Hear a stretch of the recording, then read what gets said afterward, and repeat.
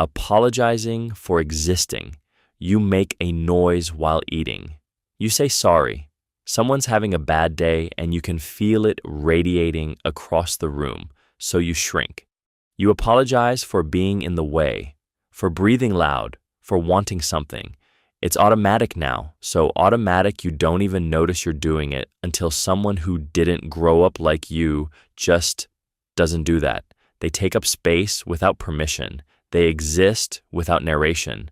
When you had to grow up fast, the household was fragile. Someone's mood was weather. Your presence could make it better or worse, and so you learned to read the room like a smoke detector.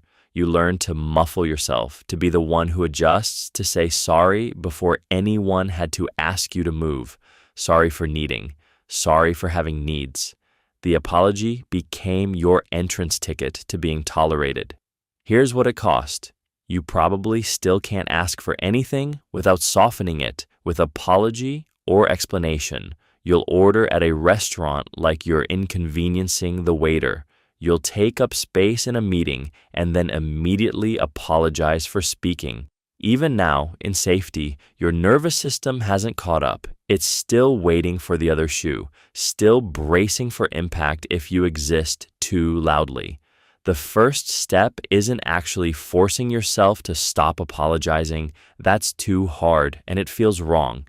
Instead, notice when you do it. Catch yourself mid-sorry, not to shame yourself, but to see how deep it goes. Because you apologizing for existing isn't politeness. It's a scar, and scars don't disappear when you ignore them. Flinching at raised voices. Someone raises their voice in a meeting, not even at you, and your whole body locks, shoulders hunch, breath goes shallow. By the time you realize it's just someone being emphatic about a deadline, you're already miles away. Your nervous system isn't reading the room the way it should. It's reading it the way it learned to survive. When you grow up where volume means danger, your body becomes a threat detector. It doesn't matter if the raised voice is casual or frustrated or just how someone talks. Your amygdala doesn't parse nuance. It learned to flinch first because later wasn't always safe. That reflex doesn't vanish because you're 30 and the person yelling is a colleague talking about quarterly reports.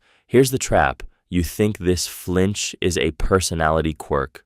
Oh, I'm just sensitive. But it's not sensitivity, it's a survival adaptation that locked itself into your baseline. Your body developed a hair trigger because it had to. Loud equaled threat. The equation was true once. It still fires like it is. The real weight shows up after. You find yourself apologizing for being startled. You shrink a little smaller. You over-explain your reaction as if you owe someone an explanation for your own nervous system doing what it was built to do.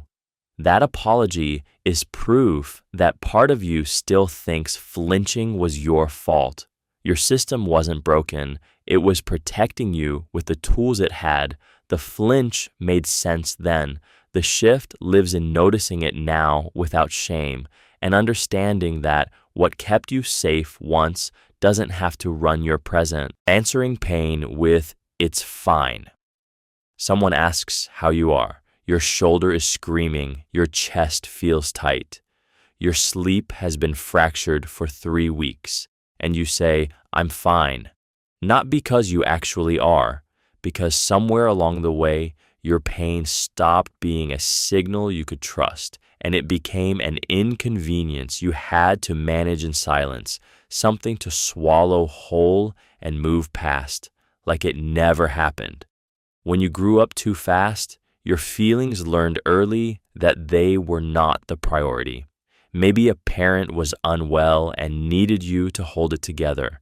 Maybe money was tight and worrying aloud made things worse. Maybe love came with the condition that you stay steady and never crack. So you learned a language without words for what hurt. Pain became something you absorbed, not something you named. You learned to smile through it, to be the person who never asks for help because asking felt like asking someone to drown with you. But here's what happens next. This habit doesn't stay small. A real injury comes, and you say it's fine. Exhaustion becomes your baseline. Heartbreak becomes something to solve alone at 3 a.m. You move through the world as someone who appears invulnerable until suddenly you aren't, and the collapse surprises everyone, including you. The cost is invisible until it isn't. The next time you feel that reflex to flatten your pain into those two words, pause. Feel the difference between protecting others and abandoning yourself. There's a thin line between strength and erosion, and it always starts with one choice, letting at least one person, maybe just yourself, know that something actually hurts. Feeling responsible for everyone's mood. You walk into a room and scan before you even set down your keys. Who looks tired? Who seems off? And then you shift, softer, lighter, funnier, tuning yourself to whatever emotional frequency the room needs. It's not a choice anymore. It just happens, automatic as breathing. If you grew up watching a parent spiral, managing a sibling's anxiety, or moving carefully around someone's rage, you learned something early. Moods are contagious, and you had a job to contain them. You became the emotional thermostat. Your presence was supposed to regulate the whole system. Kids without that training cry when sad, laugh when happy. You learned to feel other people's feelings first. The trap is quiet. You learned that other people's feelings were scorecards of your performance. Someone upset meant you'd failed. Tension in the room meant you hadn't fixed it yet. So now, even surrounded by functional adults, you still reach for that fixer role when someone dips, lighten the mood, manage their anxiety, pull them back to okay. It's exhausting, and you don't even notice you're doing it. But here's what you weren't told. Their moods are not your responsibility. Someone's bad day is not evidence that you're not enough. You can be present and kind without absorbing their weather or treating it as proof you've done something wrong. The relief comes when you finally let their emotions belong to them, really belong to them, and let yours belong to you. That boundary isn't cold. It's the only way you get a life that's actually yours. Discomfort being taken care of. Someone offers to pay for your coffee, and you feel a small knot in your chest. Not gratitude, anxiety. You were the one who learned to handle things early. You were the planner, the fixer, the one who kept moving so everyone else could rest. Now someone is trying to reverse the current, and you don't know what to do with yourself. Early responsibility rewires your nervous system. When you had to be the adult in the room at 12 or 14, you learned a brutal equation. Safety equals control, and control equals never needing. You learned to catch people before they fell so you would never have to be caught. Your body still believes that receiving is a risk. When help arrives, a partner cooking dinner, a friend offering a loan, a therapist asking what you need, you scramble to pay it back immediately. You minimize what was given. You joke. You reposition yourself as the helper because that role feels familiar and safe. Being on the receiving end feels like losing traction. The quiet irony cuts deep. People who grew up fast often give endlessly but receive with suspicion. They fear relational debt the way others fear financial ruin. The idea that someone might do something for them without keeping score feels too good to be true. Start by noticing when you feel that knot.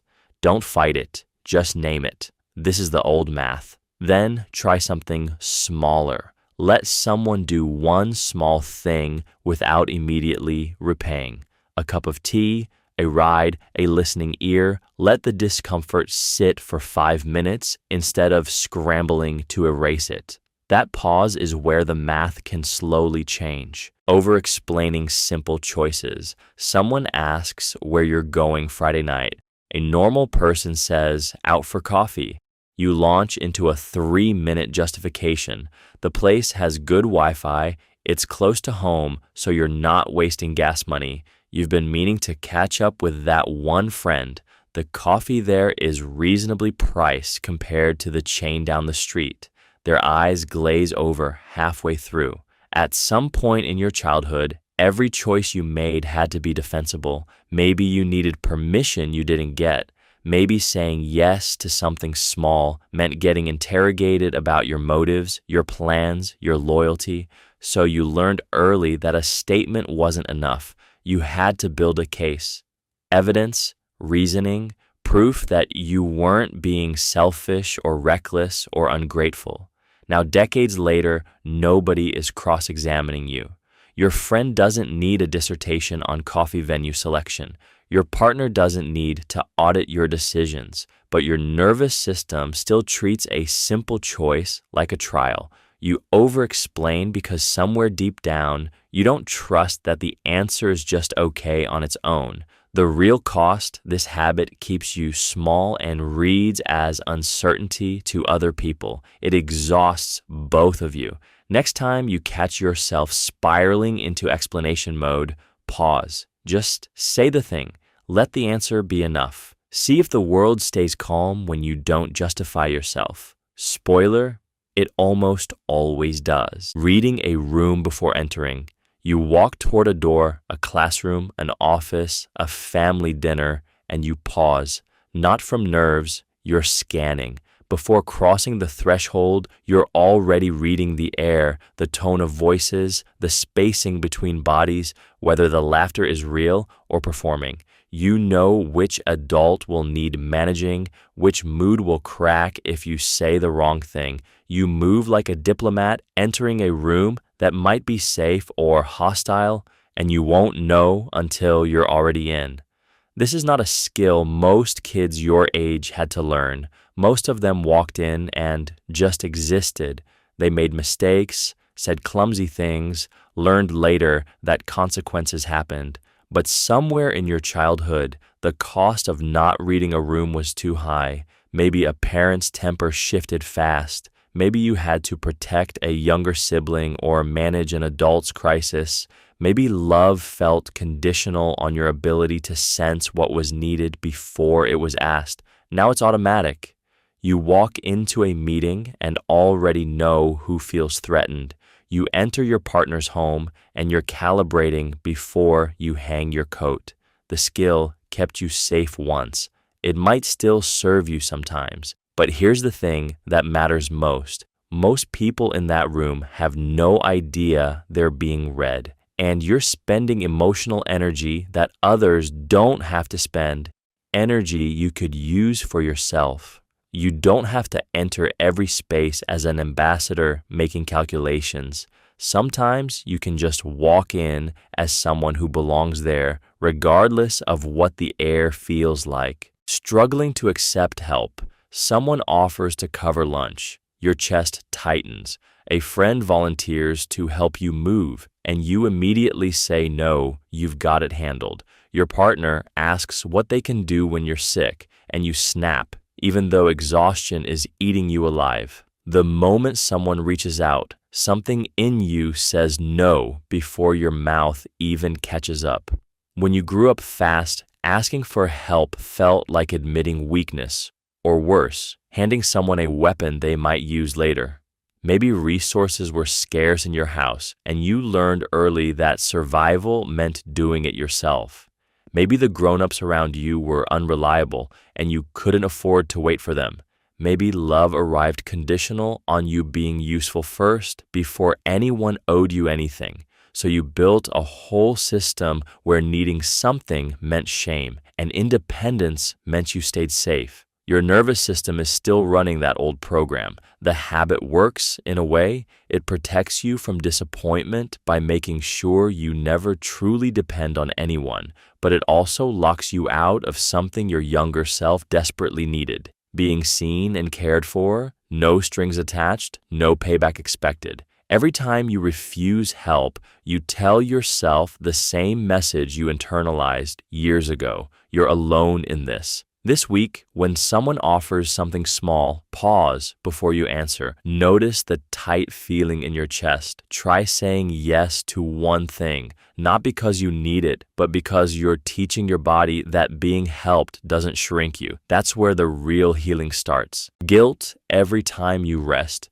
Sunday afternoon, book in hand, and the math starts before you turn the first page. How many things undone? How many hours until Monday? How many people might need something? Your body wants to sit still, and your mind is already tallying the cost. That guilt is not laziness dressed up as conscience. It is the voice of a kid who learned that rest was something other people got, that you had to earn it through usefulness, through being small and asking for nothing. Maybe your parent worked 2 jobs. Maybe the household needed you to be self-sufficient, to carry weight without complaint. So you became someone who trades rest for exhaustion, who believes the pause has to be paid for in advance. The cruel part, you can never actually collect on this debt. There is always more to prove, another task, another collapse, another sprint to justify the quiet. Your guilt whispers that your body's need for sleep, for stillness, is somehow selfish, a drain on people who depend on you. But here is what shifts when you finally sit with this. Rest is not a luxury you earn through productivity. Your nervous system needs it the way your heart needs to pump. The guilt you carry is not a moral compass. It is a signal from the kid inside who was never told she was allowed to simply exist. This week, when the guilt arrives on that Sunday afternoon, just name it. You do not have to fight it yet, but that naming, that small act of noticing, is the first crack in a logic that stopped serving you years ago. Keeping the peace at all costs. Someone raises their voice in the room, not at you, just frustrated, talking loud about their day. Your body knows what to do before your mind catches up. Shoulders drop, you become small, agreeable, useful. You agree to something you don't want, and you don't notice until later when the agreement is already yours to carry. That reflex has a history. If you grew up where anger meant danger, where a raised voice could tip into unpredictability or worse, you learned that your job was to smooth it over, keep the temperature stable, read the room like weather, be friction-free. You became the emotional thermostat, and your own needs learned to fit in the spaces nobody was looking. The problem now is that the habit doesn't protect you from chaos anymore. It just keeps you small. You say yes when you mean no. You carry tension that belongs to someone else. Months later, you notice your own frustration, but by then, it comes out crooked. Exhaustion, resentment, a pain you can't name. Here's the quiet catch. People get used to this version of you. They depend on it. Speaking up starts to feel like breaking a rule you never agreed to follow, and your voice learns to disappear so quietly you stop hearing it too. This week, let yourself want something small. In your head first, a preference that's just yours. Notice how it feels to take up space without apologizing for the air. The peace you kept all those years wasn't peace at all. It was you learning to vanish. Wearing hyper-independence as armor, you learned it early. Asking for help meant disappointment, so you built a shield out of self-reliance, the kind that holds. You can handle it. You always have. And somewhere along the way, that became not just a survival skill, but an identity, a badge that whispers you need nobody, You wear it so convincingly that people actually believe you. Hyperindependence is quiet about how it destroys intimacy. A partner offers support and you feel suffocated instead of held.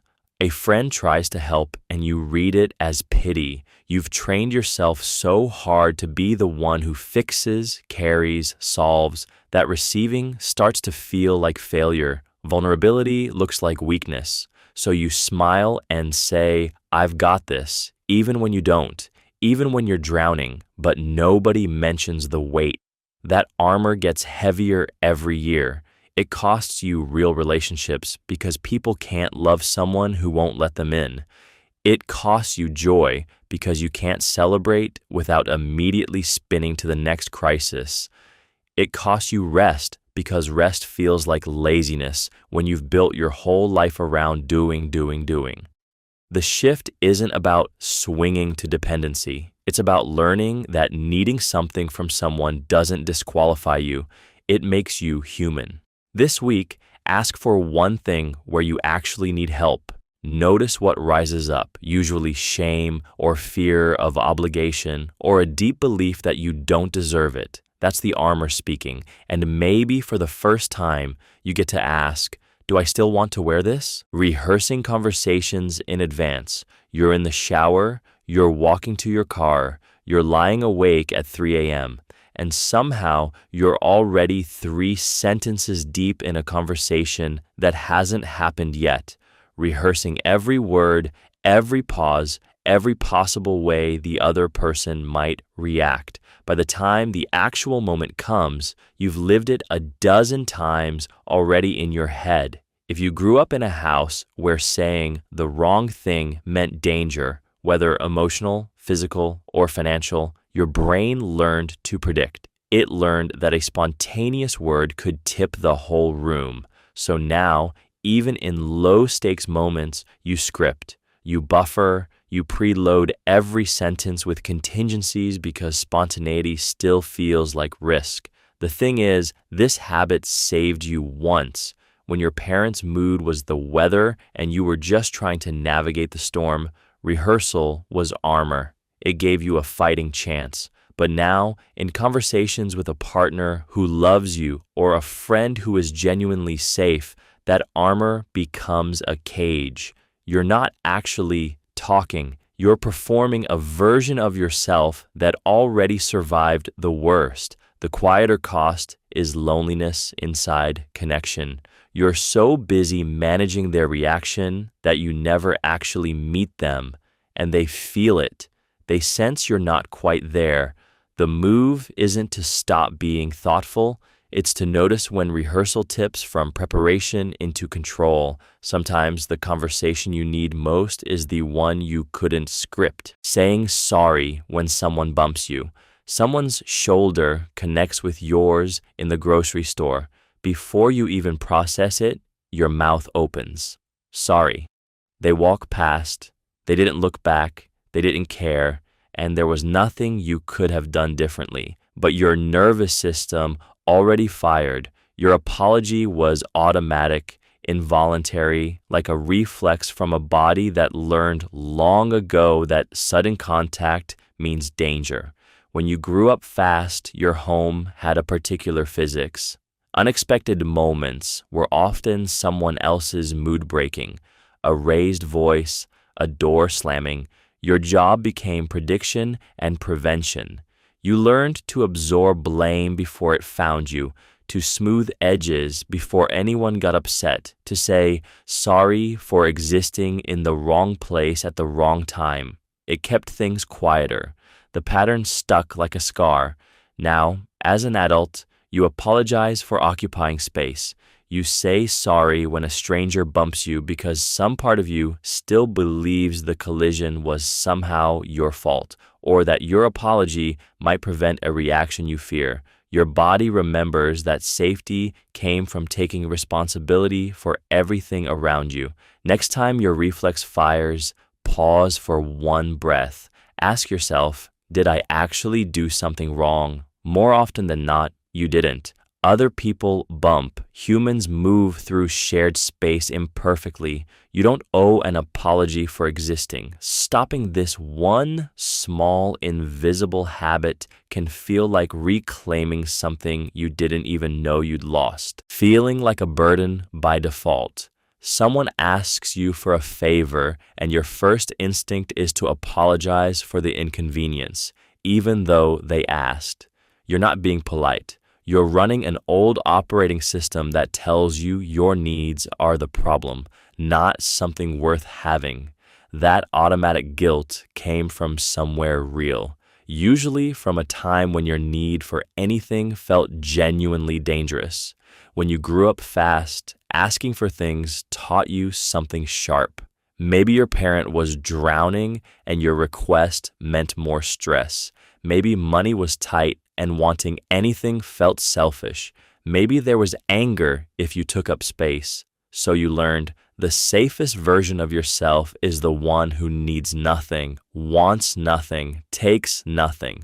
You became the person who never complains, never asks, never burdens. The cost was paid in small silences. The trap is that this habit survives adulthood almost invisible. Now you're with people who actually want to help you. A partner offers to listen, and you feel like you're loading them down. A friend wants to celebrate you, and you shrink it. Someone gives you a genuine compliment, and you deflect. The guilt is still there, but the danger isn't anymore. The rules changed. You didn't. Sometimes the most grown-up thing you can do is let someone else have the small pleasure of helping you, not because you need rescuing, but because you deserve to take up space.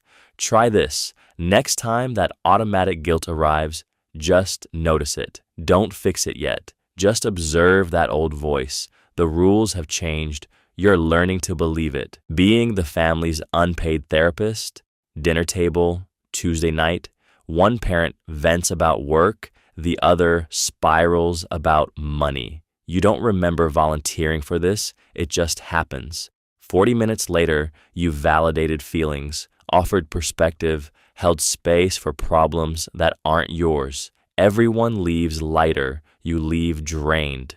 The role creeps in through cracks. A parent cries in front of you because they trust you. A sibling calls you before anyone else. Relatives find you at gatherings because you actually listen. Before you notice, you're the steady one, the one who won't break, the one who absorbs. You became fluent in other people's pain the way some kids learn sports or music. The cost compounds quietly. You learn to read the room before feeling your own pulse.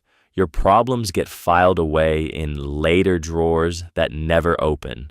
And because you've been the emotional anchor for years, letting anyone see you struggle feels like betrayal, like you're abandoning the whole system that depends on your steadiness.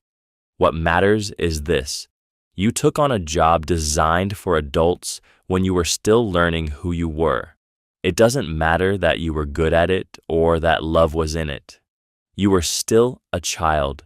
Kids need someone to hold them up too. Letting that role soften, not overnight, but gradually, isn't selfish. It's the first time you get to be listened to. Trouble naming your own needs. Someone asks what you want for dinner and you go blank.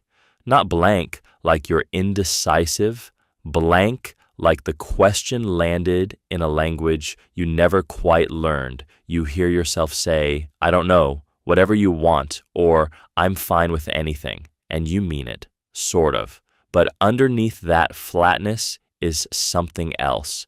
A small, unfamiliar pressure, like the answer should live inside you, and it doesn't.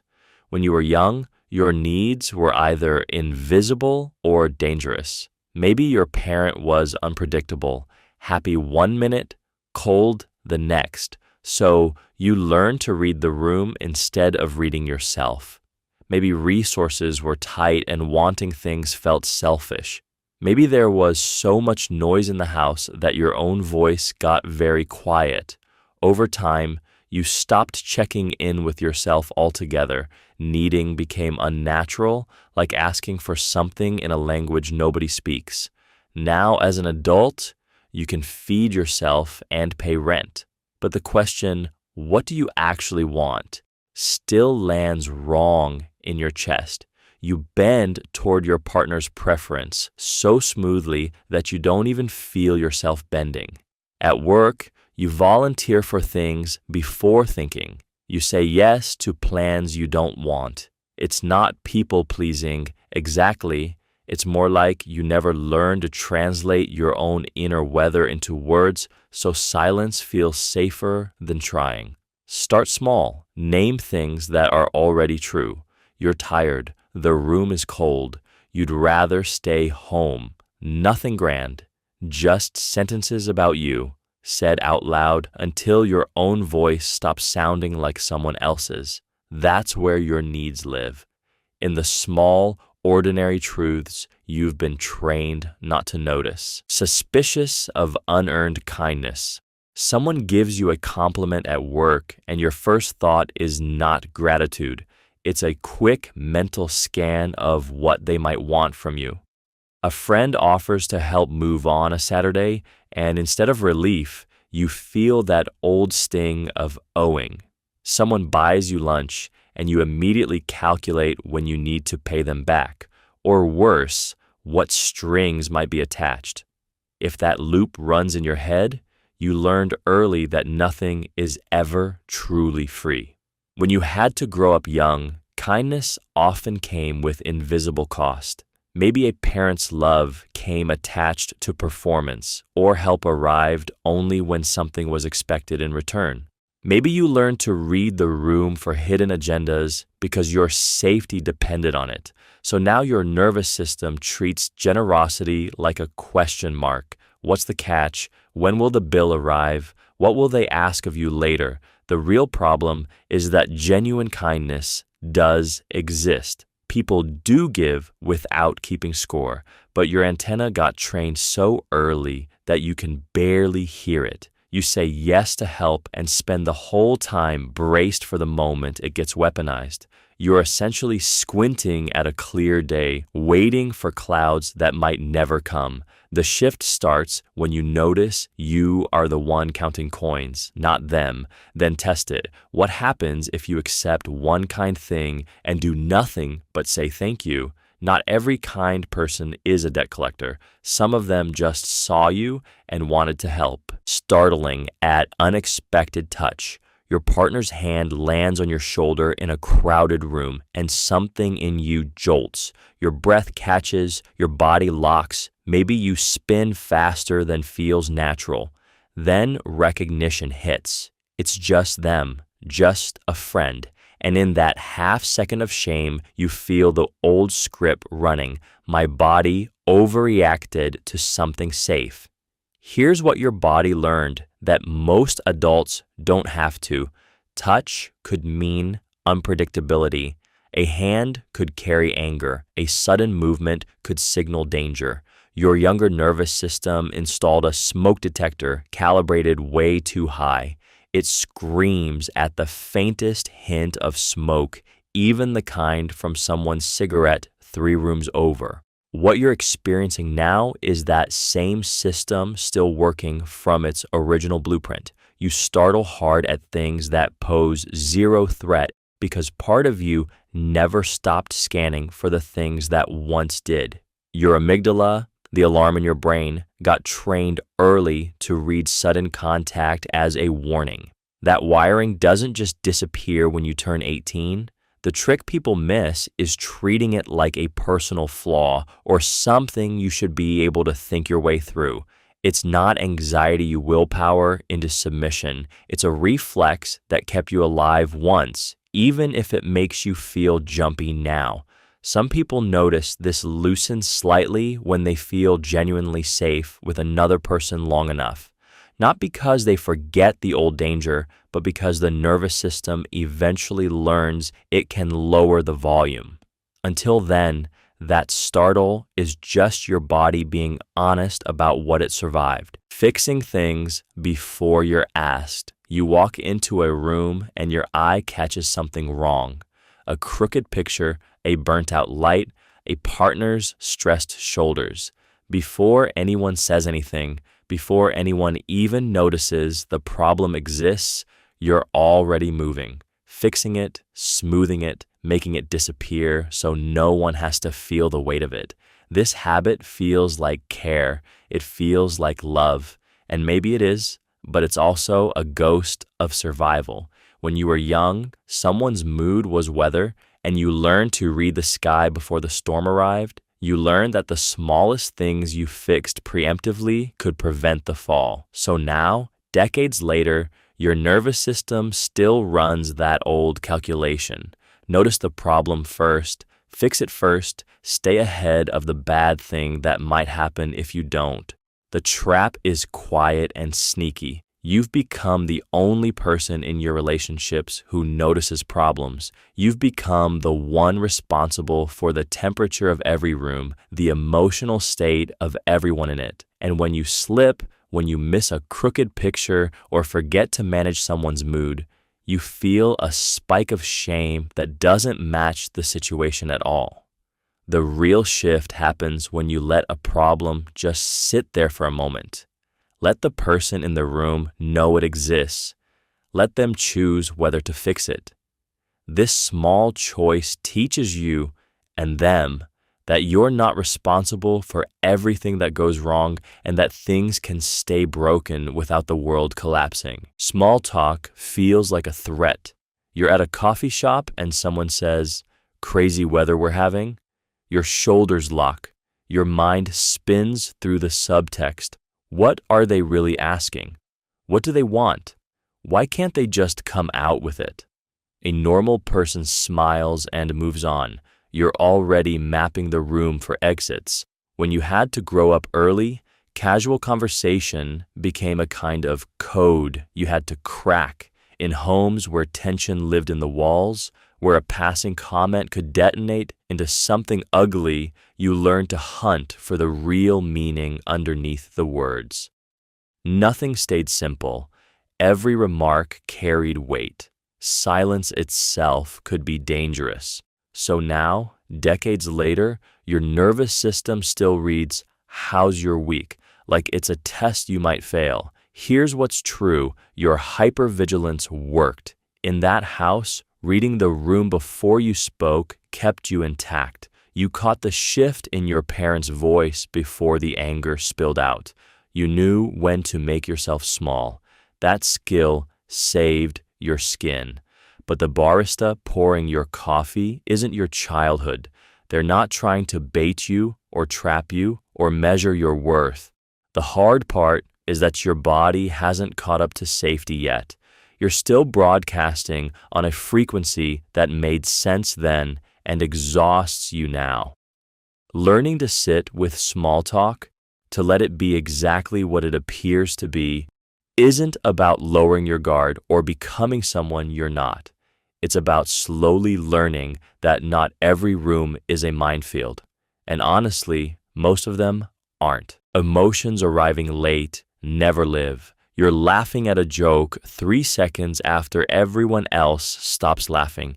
You're crying at a commercial alone in your car, not sad, just delayed. Your anger shows up at 2 a.m. when you're already in bed, suddenly furious about something that happened at lunch. Your body got the memo hours ago. Your mind is still catching up like a runner sprinting toward a finish line that already passed. This happens because your nervous system learned early to prioritize survival over feeling.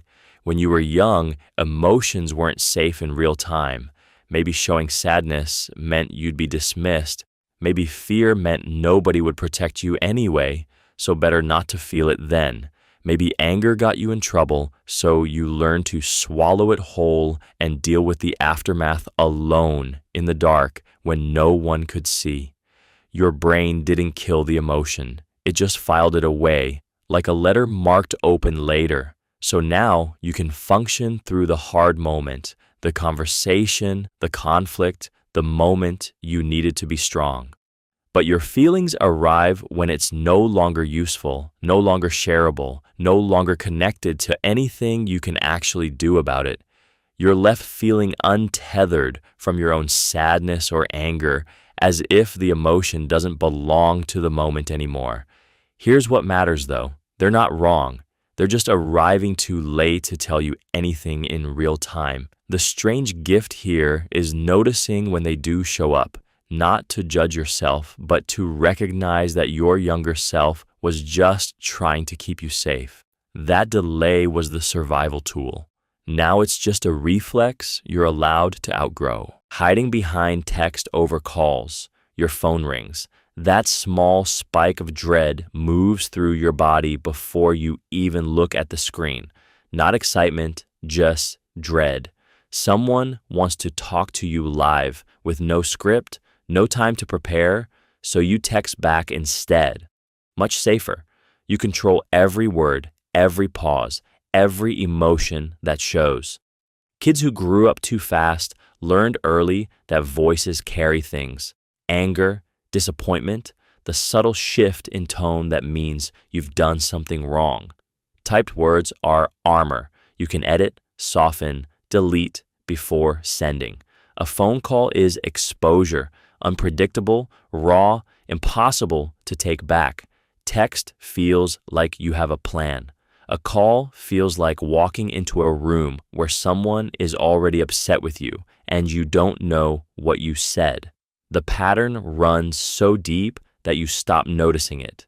Someone suggests a quick call and your gut says no. A colleague asks to hop on and you find yourself typing instead. Even people close to you eventually learn not to call. They just text because they know you won't pick up. The price is quiet, the ability to be surprised by connection, to find out that someone's voice sounds warmer than you feared, to discover you're not alone with whatever you're facing, but the text stays in your control, safe, small, lonely in a way you've learned to call normal. Try answering the next call, not because you have to be brave, but because the voice on the other end might be braver than the silence you've been choosing. Assuming silence means anger, your partner finishes dinner and doesn't speak for 20 minutes. Your chest tightens, you scroll your phone, waiting for the blow, the complaint, the withdrawal, the proof that something you did landed wrong. Nothing comes, just quiet. And that quiet feels dangerous. When you grew up fast, silence became a language. It meant someone was building a case against you. It meant disappointment was being cataloged. It meant the adults were tired and you were about to learn why. Quiet rooms don't feel safe when you learned young to read rage in the absence of words. So now, decades later, you still can't just sit with another person in peace. The quiet needs translating. You search their face for resentment. You replay conversations looking for the fracture. You assume the silence is storage, holding all the things they're too angry or too hurt to say yet. Here's what actually happens. Sometimes people are just tired. Sometimes they're thinking. Sometimes they literally have nothing to add because the moment is fine. The silence isn't a container for grudges, it's just a pause. But your nervous system doesn't trust that. It's built to anticipate, to prepare, to never be caught off guard by someone else's rage. The move isn't to force conversation or demand reassurance, though that temptation is real. It's to notice the assumption the moment it arrives. Check in with your body. Where is the tension? Then ask directly, quietly, "You're quiet. You okay?" Most times the answer is yes, and hearing it, genuinely hearing it, rewires a tiny piece of that old wiring. Handling crises with eerie calm. The kitchen is on fire. Your partner freezes in the doorway, calls for you to do something. You grab the extinguisher, aim, spray, steady hands, steady voice. Later, after the flames are out and the house still smells like burnt plastic, your partner asks if you were scared. You realize you weren't, not even a little. Kids who grow up fast learn early that somebody has to keep their head. Maybe your parent drank or left for weeks. Maybe money vanished overnight or someone got sick and the adults around you unraveled. You learned fast. Panic is a luxury. Your job was the one who didn't break, the voice that didn't shake. So you built that steady version of yourself and wore it so long it became skin. Here's the thing nobody mentions. That skill actually saves lives. In a car accident, at the hospital, when a friend's world collapses, you show up as the calm one. People trust you. That's real and it matters, but somewhere you stopped asking if you're okay. You learned to skip the feeling entirely and jump straight to doing. The trap isn't the calm in the crisis, it's the calm after. It's noticing you can't cry about your own hard things, that you move through loss like it's just another fire to put out. Your nervous system learned that safety meant staying alert, staying in control, so it never lets go. Even now, in your own home, you're half listening for the next disaster. That eerie stillness inside, that's not wisdom. That's exhaustion wearing a strong face. And the real cost isn't the steadiness. It's learning somewhere along the way that your own fear doesn't count. Falling apart only when alone. You close the apartment door and something shifts instantly. Your shoulders drop 3 inches. Your jaw unclenches. The person everyone watched all day, competent, steady, the one who has it together, disappears the moment you're unwatched. And then, in that sudden silence, the crack opens wider than you expected. Kids who had to grow up fast learned a specific equation. Emotions in front of people equals exposure, equals danger. Maybe there was chaos at home and crying meant you'd lose attention you needed. Maybe showing fear meant someone would use it. Maybe weakness was just another thing that got weaponized. So your young nervous system learned to calculate. Safe emotions only come behind a locked door. The problem is that survival skill doesn't know when it's obsolete. Even now, even surrounded by people who wouldn't weaponize your tears, your body runs the old program. You can be falling apart and still smile at the barista. You can be grieving and still nail the meeting. Your system has learned that it only gets to feel when nobody's watching, so it saves everything for when you're alone, and then releases it all at once. The middle ground exists, but most people raised this way have never tested it. A single text saying you're not okay, letting your voice go quiet in a conversation instead of keeping the performance going. These small, terrifying moments teach your nervous system that partial honesty doesn't destroy you, that you don't have to hold it all until midnight. Downplaying your own pain. Someone asks how you're doing after a genuinely rough week, and before you finish speaking, your brain has already softened it. Oh, I'm fine. Could be worse. The words slip out like they're on rails. You're not lying, not exactly, but you're not telling the truth either. You're standing there diminishing something real because somewhere along the line, your pain became an inconvenience you learned to hide. When you grew up fast, you had to become small. Your needs were always secondary. Your feelings took up too much space. The house needed quiet. The bills needed paying. Someone else's crisis needed all the oxygen in the room. So you learned that your hurt was something to manage alone, to compress down until it barely registered. Pain became a fact you stored away instead of something you were allowed to actually feel. Now you do this without thinking. A medical issue? It's probably nothing. A heartbreak? I'm handling it fine. A genuine exhaustion that won't lift. Lots of people have it worse. You are so practiced at making yourself smaller that you don't even notice the reflex anymore. The trap is simple. Minimizing your pain doesn't make it lighter. It just makes you lonelier and keeps you from the people who might actually help. The next time someone asks, try sitting with the question for a second before you answer, not to be dramatic, but to be honest. Say what actually hurts, that small rebellion, that refusal to minimize what's real, is how you start giving yourself permission to matter. Constantly scanning for the exit. You're in a room full of people and your eyes are already mapping it. Where's the door? How many seconds to get there? Is there a back way out? You're not anxious about leaving, you're just ready, and you don't even realize you're doing it until someone mentions it, and suddenly you feel a little exposed, a little seen. When you grow up in unstable spaces, your nervous system learns early. Safety is a choice, not a given. A parent's mood could shift in seconds. A home could stop being home. Your body developed a reflex to survive that. The constant low-level scan, the exit strategy always running in the background like invisible software you never wrote.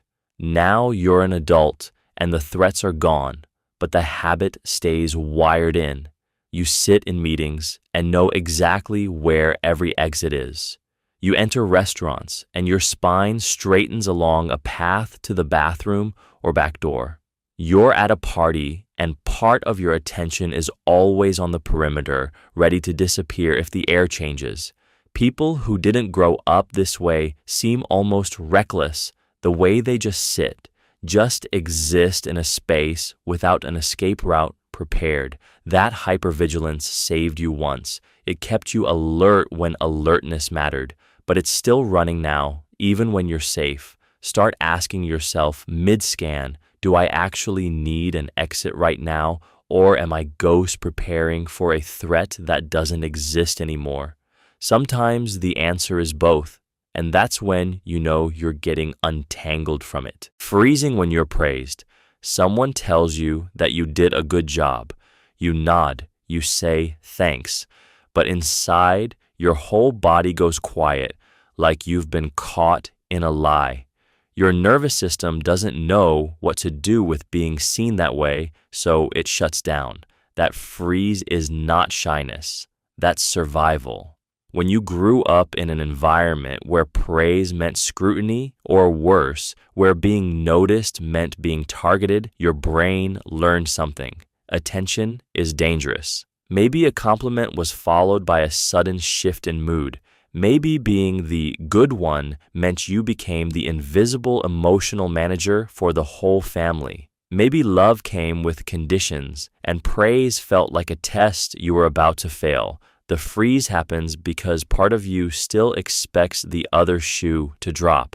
A compliment lands, and instead of absorbing it, you're already bracing. Your body doesn't believe the safety, so you go blank. You deflect with humor. You immediately list reasons the praise isn't true. You shrink down to something smaller. Here's the thing.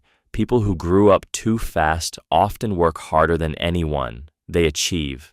They get noticed. But receiving that notice triggers the old alarm system, and suddenly they're 8 years old again, afraid of what comes next. The accomplishment and the worthiness live in separate rooms. Start noticing when the freeze happens, not to fix it instantly, that's not how the nervous system works, but to witness it. The path out isn't forcing yourself to accept praise. It's learning that being seen doesn't have to mean being consumed by it. Answering, "How are you?" with busy. Someone asks how you're doing at a coffee shop or a work lunch. Your mouth opens and out comes busy. Not, "I'm good," just busy, just busy. It lands in the air like a fact, like the weather, immutable, unchangeable, the entire truth of who you are right now. When someone asks you that question, they're technically asking for your emotional temperature. Are you okay? Do you need anything? Do you want to talk? But if you grew up fast, you learned early that nobody actually had space for your weather. There was always a crisis, a deadline, someone else's emergency waiting. Your emotional state was a luxury item nobody could afford to hold, so you stopped reporting on feelings at all. You switched to reporting on productivity instead. Busy became the universal answer that meant I'm still standing, I'm handling my load, I'm not falling apart yet. Here's what gets strange. Busy is not an emotion, it's a schedule, but you've merged them so thoroughly that you think being full means you're fine. You can run on fumes as long as the calendar proves it. Somewhere in that equation, you stopped asking yourself if you actually are okay. You just check the to-do list instead and call that self-knowledge. The trap is that nobody who loves you actually needs you to be busy to be worthy of their time. But your early operating system said differently. It taught you that stillness was suspicious, that downtime meant you weren't pulling your weight. So busy became your proof of life. The next time someone asks, notice what you're about to say. If it's busy, pause for half a second and ask yourself, am I busy or am I avoiding saying I'm tired? That tiny difference is where the whole thing lives. Unable to relax without a task, you sit down to watch something. 30 seconds in, your leg bounces. You're not tired. You're not anxious about anything specific. But the stillness feels wrong, like you're wasting something precious or letting time slip through your hands. So you grab your phone, you open a browser, you start folding laundry while the show plays. Anything to move. That restlessness isn't laziness or ADHD. It's a ghost from the years when you couldn't afford to just be, when sitting still meant you weren't pulling your weight, when productivity was proof you mattered, when an idle afternoon meant you were failing someone who needed you. Your younger self learned that value comes from output, and that lesson lives in your nervous system still. The real cost shows up slowly. You burn out not because you work too hard, but because you never actually stop. You can't enjoy a meal without your mind already on what's next. You can't sit with a friend without your fingers finding something to optimize. Rest doesn't feel earned to you, it feels like theft. You know intellectually that you deserve downtime, but your body keeps score differently. Here's what might help. Notice the moment the urge hits. Don't fight it. Instead, ask yourself what you're actually afraid will happen if you sit still for 5 minutes. Usually it's not the stillness itself. It's what you might feel if you slow down enough to hear it. Start small. 2 minutes. No task, no screen, just you. A room, nothing to prove. That uncomfortable feeling isn't laziness. That's healing trying to happen. Feeling old at every age. You're at a party in your 20s and someone mentions spring break plans. You feel a heaviness in your chest, not interest, just fatigue. 25 years old and already bone tired in a way your peers don't seem to understand. They're buzzing about the future. You're calculating how much sleep you need to function tomorrow. When you had to manage a parent's moods, keep a sibling alive, or hold down the emotional labor of your household before you could legally drive, your nervous system aged faster than your body. Your brain learned to scan for threats, to anticipate needs, to never fully relax. That hypervigilance doesn't just disappear because you turned 18. It becomes the baseline you operate from. So now, at 30, you watch people your age discover themselves, take risks, play around. They're living the extended adolescence you never got to have. Meanwhile, you're in a room full of people your age, and you feel like you're babysitting, not because they're immature, but because some part of you got stuck in caretaker mode decades ago. The weariness is real. It's not laziness or depression, though it can feel like both. But here's what matters. Recognizing this fatigue as a scar, not a permanent state. You can't retroactively be young, but you can stop performing the role of the exhausted adult who has seen it all.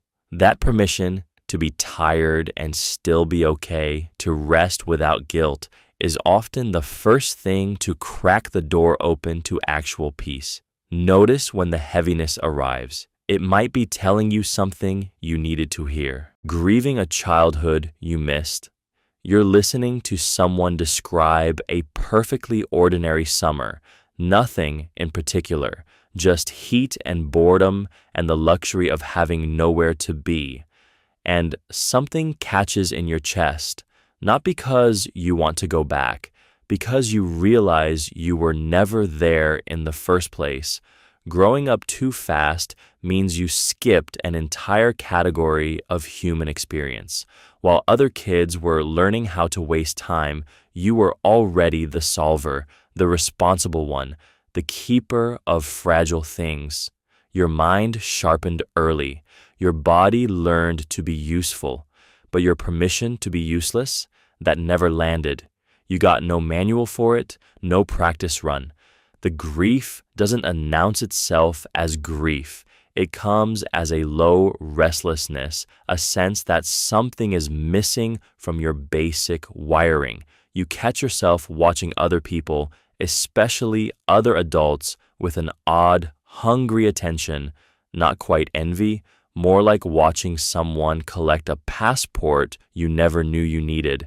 What actually helps is naming it plainly. Not as weakness, not as a damaged story that needs fixing, but as a real gap that shaped how you move through the world. Some people mourn a person. You can mourn time that evaporated. And here's what matters. You can still build small pieces of that back, not to become a child again. To give yourself permission now, to be bored on purpose, to do something that produces nothing, to waste an afternoon because you finally get to say yes to that. That permission lands different when you have to fight for it. Parenting your own parents. You're sitting at the dinner table and one of your parents is upset about something at work or with their partner or with their own body. Without thinking, you become very still. You ask the right questions. You listen in a way that makes them feel heard, maybe for the first time that week. Then you realize you're not their kid right now. They need you to be the adult in the room. This happens so quietly that most people don't name it until much later. Maybe you were the one who paid attention to emotions first. Maybe one parent checked out and the other fell apart, so you became the glue. Maybe money got tight and suddenly you understood the bills before your parents did. Whatever the door was, you walked through it early, and now being the calm, steady person, the translator, the fixer, the shoulder, feels automatic. Here's what gets buried. You learned to keep your own fragility tucked away. Because if you broke down, who would hold the container? Your parents might love you deeply, but somewhere along the way, the shape of that love became conditional on you being okay first. The real wound is mistaking this skill for strength. You can manage other people's crises with one hand tied behind your back. But when it's your turn to need, there's often nobody on the other side of that table, and you don't know how to sit still long enough to ask. Start practicing being the one who's taken care of, too. Guarding your money obsessively. A friend mentions spending $400 on a weekend trip and your stomach tightens, not from judgment, from a small, cold panic that shoots through your ribs, because somewhere deep, money still feels like survival. When you grew up without enough, or with the constant shadow of not having enough, your relationship to cash stops being about what you can buy and becomes about the moat you need to stay safe. That hypervigilance blooms in small, telling ways. You check your balance 3 times a week. You know exactly how much is in savings, down to the dollar. You flinch at unexpected expenses, even tiny ones. You feel a low-grade shame if you spend on anything that feels remotely frivolous, while your friends order coffee without thinking twice. That's not frugality. That's a nervous system that learned early. Money equals survival, and survival is always one mistake away from falling apart. Here is where the trap closes in.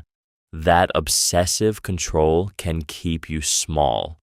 You might skip things that would genuinely improve your life, therapy, a better mattress, a trip that matters, because part of you still believes deprivation is the smartest strategy. You hoard because hoarding once meant you could eat. The real shift happens when you notice the obsessive control and obsessive panic are the same animal. You don't need to swing to recklessness, but it's worth asking, is this choice coming from wisdom or from a younger version of you who learned the world could vanish overnight? Sometimes the real security is in spending a little on yourself and discovering the world holds steady, never asking for an extension. 3 days from deadline, the work isn't finished. You're running on empty, but instead of sending that email, you stay quiet and burn through another night. Around you, people ask all the time. Around you, people move on without the weight of it. When you had to grow up early, asking for help became dangerous. Maybe your home had zero margin for mistakes. Maybe asking meant admitting you weren't good enough, strong enough, capable enough. And that admission carried real consequences. So you built a system. Do it alone, do it on time, do it perfectly, or stay silent. Silence feels like armor. Here's the reality that your nervous system hasn't caught up to yet. That email you're terrified to send gets sent by thousands of people every single week. Managers receive extension requests constantly. Teachers expect them. Colleagues ask without shame. It's ordinary. It's normal. It gets granted all the time without drama or judgment. But your body is still living in an old house where asking meant weakness, where needing meant failure, where disappointing someone was somehow your fault to carry forever. The exhaustion of never asking costs more than one honest conversation ever could. You're protecting everyone around you from knowing you're human and burning yourself down in the process. Most people, when they find out you asked, respect that far more than they ever respected the silence before you missed the deadline anyway. Small move. Ask before you're desperate. Not because you have to, but because you're actually allowed to. That one email begins to rewire something your body still believes, that your limits don't make you smaller. Refusing to ever be a bother. You cancel plans last minute because something came up, and before the person even responds, you're already spiraling, crafting apologies, mentally calculating whether you owe them gas money or a thoughtful gift. You didn't ask them to rearrange their day, you just mentioned something was happening, but your nervous system heard danger and switched into overdrive.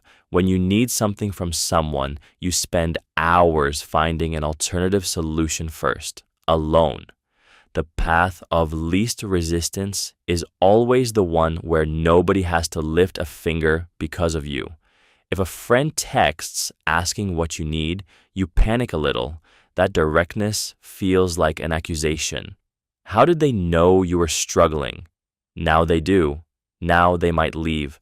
This is what early neglect or chaos teaches. It writes a message into your bones. Your existence is an inconvenience, not your behavior, your existence itself. So you become the person who takes up the smallest possible space. You apologize for breathing in someone's apartment. You thank people for basic kindness like they just donated a kidney. The cost is steep. You don't ask for help when you actually need it. You stay in situations that hurt because leaving would be a burden. You attract people who mistake your smallness for consent to take more. The shift starts small. Notice when you say, sorry, or I don't want to be a bother, and speak the truth instead. I need something. I can't make it. People who genuinely care about you will want to know. The ones who don't, they were never obligated to stay anyway. Your smallness was never the glue that held them, lowering expectations before you're let down. You learned a quiet math early. Hope minus disappointment equals survival. So you learned to bid lower before the world bid against you. Your partner texts late, and before anxiety rises, you already think they're probably just busy. Don't expect them to remember. A project gets quiet feedback, and you're already telling yourself, it was fine, not great, that's realistic. You're not pessimistic. You're preemptive. You're trying to own the hurt before it owns you. The trap is that preemptive disappointment starts to feel like wisdom, maturity, realism. It's not. It's a child's survival strategy that learned to whisper instead of scream. When you lower the bar before anyone else has a chance to, you get to feel less surprised, which feels like control. But what you've actually done is trade the evidence of your own worth for the comfort of not being wrong. The cost shows up slowly. Relationships stay surface because you never let yourself expect depth. Opportunities get declined before you even apply because they probably want someone more qualified anyway. Your own joy gets muzzled, and people around you start treating you exactly how you've already decided they would. Not because you were right, but because you stopped reaching. The real shift isn't about becoming naive. It's about noticing when you're lowering the bar and asking whose voice that is. Usually it's not even yours. It's old, it's protective, and it's usually exhausted. You don't have to believe everything good is coming. You just have to stop deciding in advance that it isn't. Apologizing for crying. You are at work or with friends or at home, and something shifts inside you. Your throat tightens, your eyes warm. Before the first tear even falls, you feel something else. Shame. Not sadness, shame. And your mouth opens not to express what hurts, but to apologize for the fact that you are feeling it at all. This is the hangover of a childhood where emotions were treated like spills. Inconvenient, messy, a sign that you were not holding it together well enough. Maybe a parent had their own overflow and your tears triggered theirs. Maybe sadness was coded as weakness. Maybe the message was simple and clear. Your feelings, when they leaked, made life harder for someone else. So you learn to apologize preemptively. Sorry, I am crying. Sorry, you have to see this. Sorry, I am not stronger. It becomes automatic now, an apology that arrives before the tear does, a preemptive strike against your own humanity. But here is what happens when you do that. You turn vulnerability into a transgression. You tell yourself and everyone watching that feeling sad requires a justification, and that splits you in half, the part that hurts and the part that is sorry for hurting, both running at once, draining energy you do not have. The sticky part is noticing when you do it. Next time you feel that apology rising, try something smaller first. Pause. Let yourself cry without the running commentary. You do not owe anyone an explanation for your nervous system. What you will find is quiet, and in that quiet, maybe, finally, just sadness, without the guilt, feeling safest only when needed. There's a particular kind of restlessness that hits when nothing is actively wrong. You're sitting on the couch, the evening is open, nobody's calling, and your nervous system still hasn't lowered its guard. That's not laziness or overthinking. That's the residue of a childhood where you only got to exist if someone needed something from you. When you grow up as the emotional buoy, the problem solver, the one who reads the room before breakfast, you learn a dangerous equation. Your worth equals your utility. Rest feels like disappearing. Stability feels like irrelevance. So you orbit around small crises, work deadlines you could delegate, conflicts you could stay out of, other people's problems that somehow became your job. Because the moment you're not needed, the silence gets too loud. The trap is subtle. You don't realize you're chasing urgency until someone asks why you always seem stressed and you can't honestly say. Or you notice you're uncomfortable on vacation, or you realize you haven't actually rested in months, only recovered enough to function again. The body keeps score, and it remembers that safety came only when you had something to offer. Here's what matters. That old wiring doesn't mean you're broken. It means your nervous system learned early to equate purpose with presence. But there's a version of yourself waiting in the still moments, one who belongs in the room just by showing up, no heroics required. Start small. Sit with the restlessness for 5 minutes without fixing anything. Let the quiet be the thing that's happening. You are always enough. You just needed permission to prove it to yourself. Distrusting things going well. You get the job offer. Your first instinct isn't to celebrate, it's to scan for the trap. A partner tells you they love you, and somewhere in your chest, a quiet alarm goes off. What do they want, or what are they about to take away? Good news arrives, and you're already bracing for the other shoe to drop. If this lands, it might not be pessimism at all. It might be something your nervous system learned a very long time ago. When childhood is unstable, when good moments get yanked away, when warmth comes with conditions or strings, when safety is never guaranteed, your brain starts treating calm as a setup. Your body learns that the good part is always the before of something breaking, someone leaving, someone hurting you. So good news triggers not relief, but hypervigilance. Your system is still hunting for the catch because historically there always was one. The quiet trap is that this armor, built to protect you, now keeps you from landing in the good thing. You can't fully receive the compliment, trust the raise, or let the love in because part of you is still waiting for the evidence that it's dangerous. That waiting often becomes self-fulfilling. You push people away before they disappoint you, or you sabotage good situations because they feel too fragile, too untrue. The shift isn't about forcing yourself to believe everything is fine. It's smaller. Notice when good news arrives and ask yourself, am I afraid of this? Or am I actually unsafe right now? Most of the time, that question tells you what you need to know, waiting for the other shoe.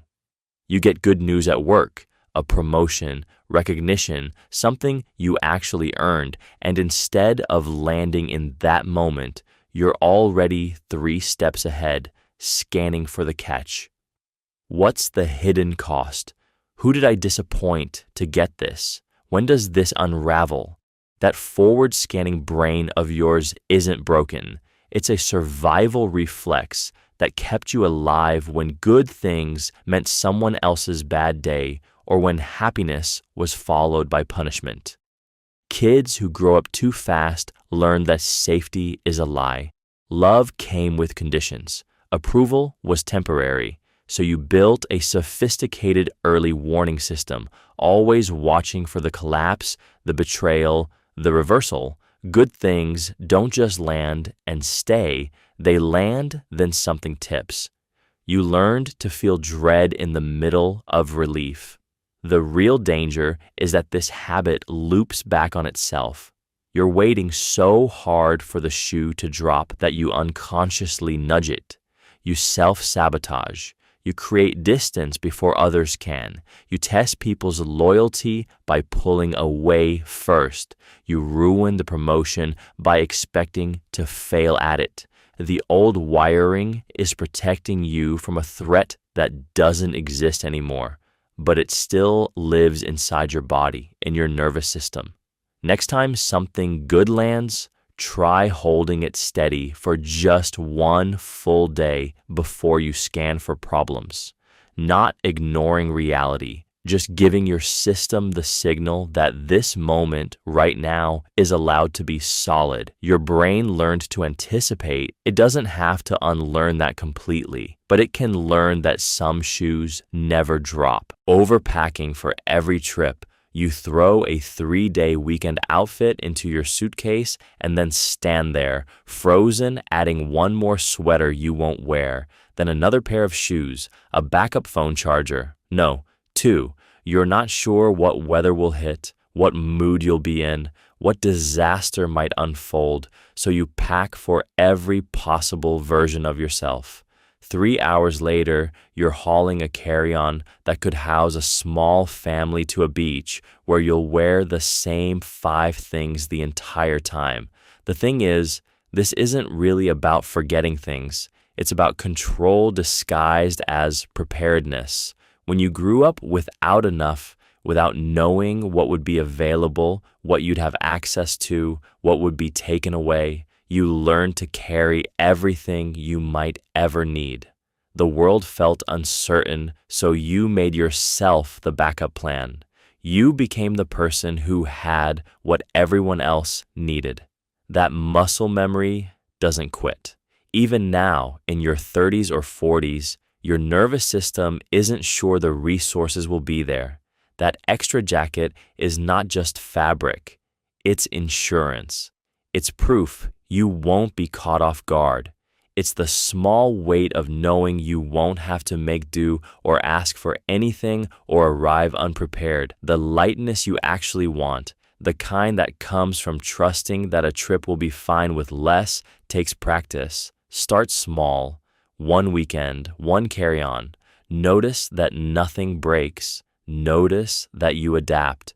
The suitcase won't teach you what your body needs to learn, that you're already enough even with less. Hiding emergency cash. A $100 bill tucked behind a loose baseboard. Cash folded into a shoe at the back of the closet. Bills pressed between old books on a shelf nobody touches. That money isn't for a vacation or a splurge. It's your net, your escape hatch, proof that if everything collapses, you have something left. Most adults might stash a little emergency fund without much thought, but for you, this runs much deeper. When you were young, money didn't feel stable. Maybe a parent lost a job with no warning. Maybe the lights got shut off because a bill came in late. Maybe you learned early that adults can't always protect you, so the only real armor is what you hide and control yourself. So you squirrel away, you stash in places others won't find, you keep a silent fund nobody knows about. What that habit is really saying underneath is this: you don't fully believe the safety net will hold, not even now, not even with your own job, your own bank account, your own roof. That little cache of hidden cash isn't about money, it's about reassurance. It's your younger self's voice still whispering that you need to be ready to run at a moment's notice. The tricky part is that it works. It does calm something down inside, but it also means you're still living halfway on red alert, still half convinced that stability is a temporary thing.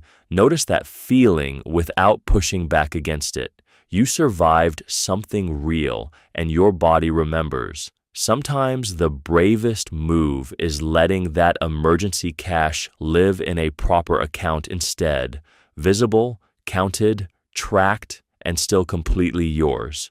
The money doesn't have to vanish for you to reclaim a little piece. Unable to spend on yourself, you're standing in a store, something catches your eye, something you actually want. Your hand moves toward it, then stops.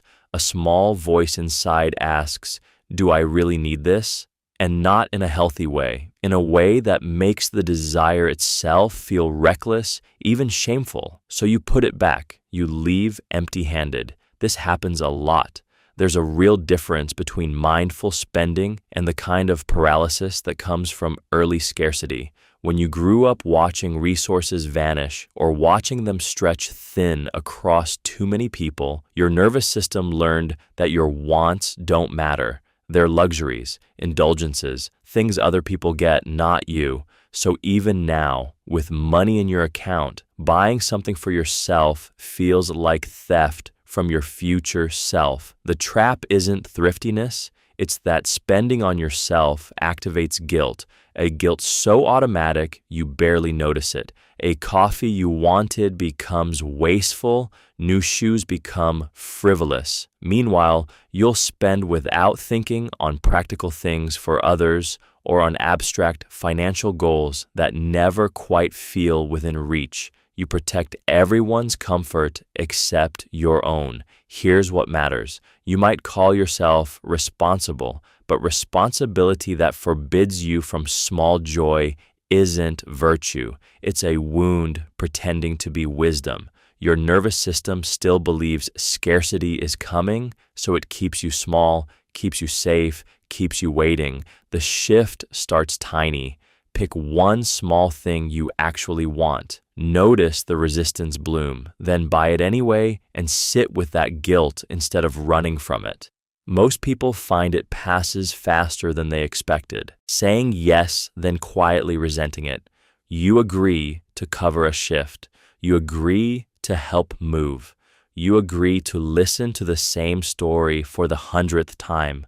Then, somewhere between the acceptance and the follow-through, a small poison sets in. Not quite anger, more like a slow leak of resentment that pools beneath the surface until you're moving through the task like you're underwater, counting the cost.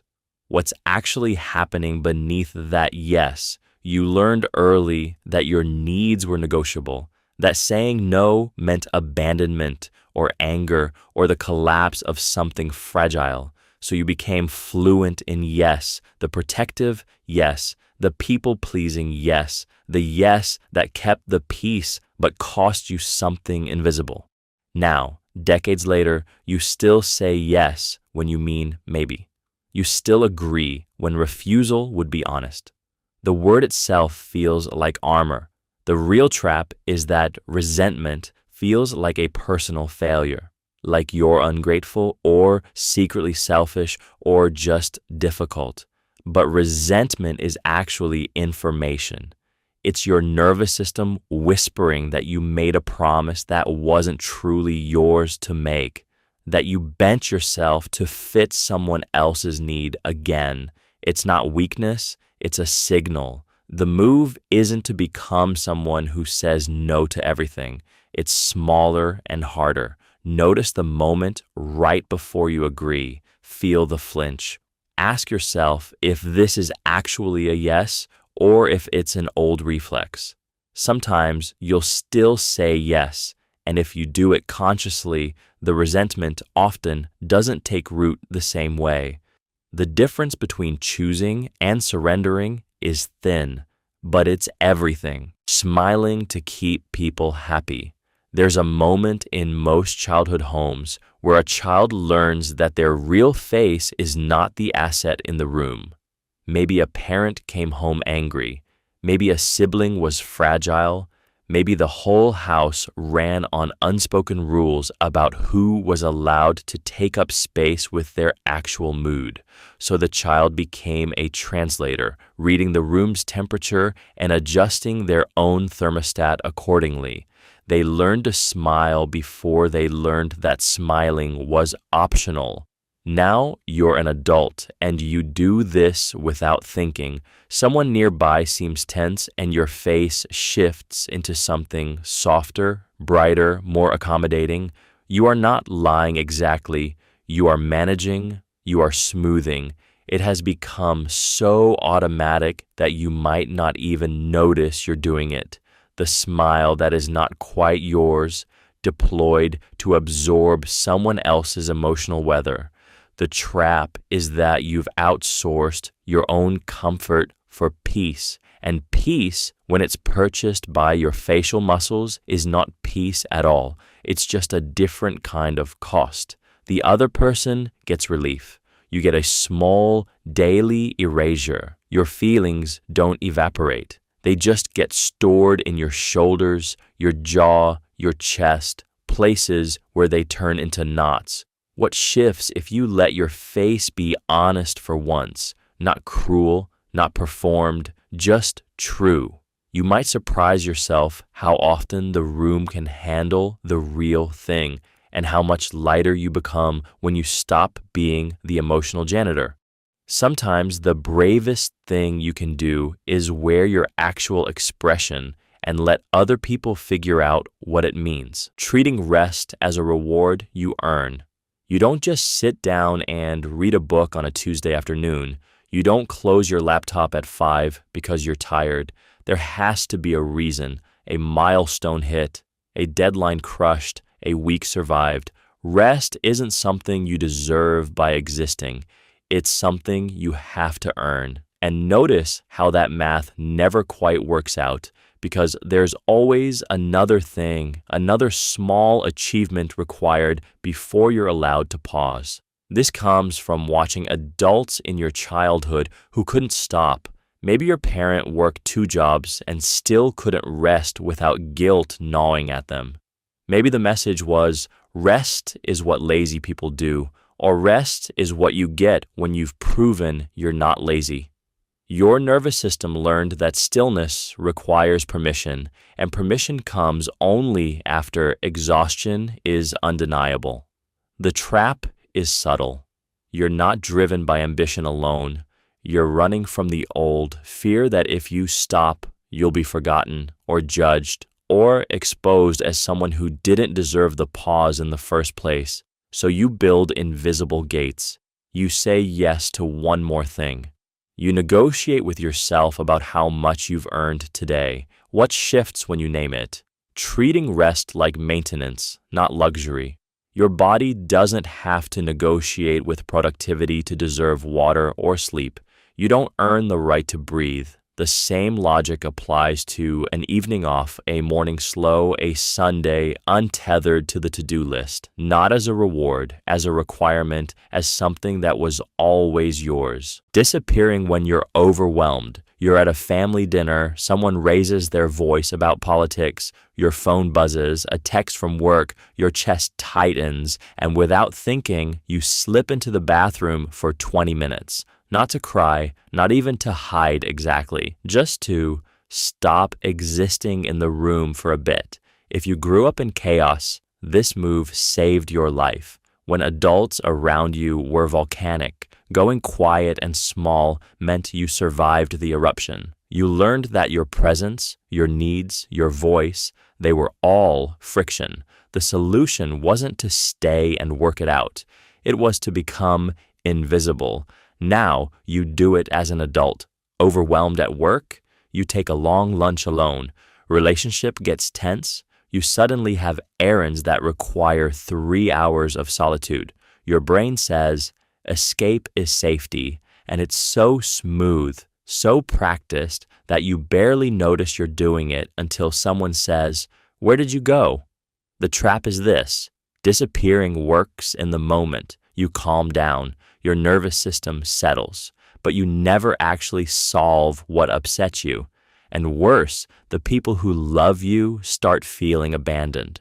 They don't know you're running from overwhelm. They think you're running from them. If this is you, the move isn't to stop disappearing. It's to get honest about when you do it and why. Next time you feel that urge to vanish, pause. Name the feeling first. Anxiety, shame, sensory overload, whatever it is, then decide, do I need 5 minutes alone or am I checking out entirely? That distinction changes everything. Feeling responsible for the vibe.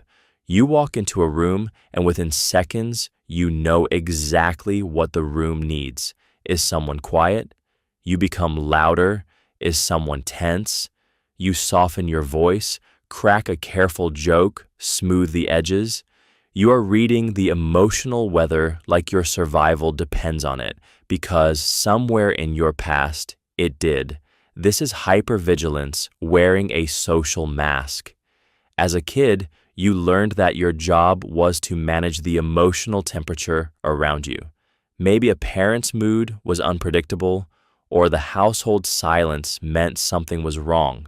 You became the tiny thermostat, constantly adjusting yourself so nobody would explode, withdraw, or break. You got good at it, too good. Now you do it automatically. At a dinner table, you feel the weight of keeping things light. In a text conversation, you reread your message 5 times to make sure it lands right. If a friend seems off, you immediately wonder what you did wrong. Even if you did nothing, your nervous system is still that kid, still trying to prevent disaster by controlling the emotional atmosphere. Here is what matters. You cannot actually control the vibe. Other people have their own weather.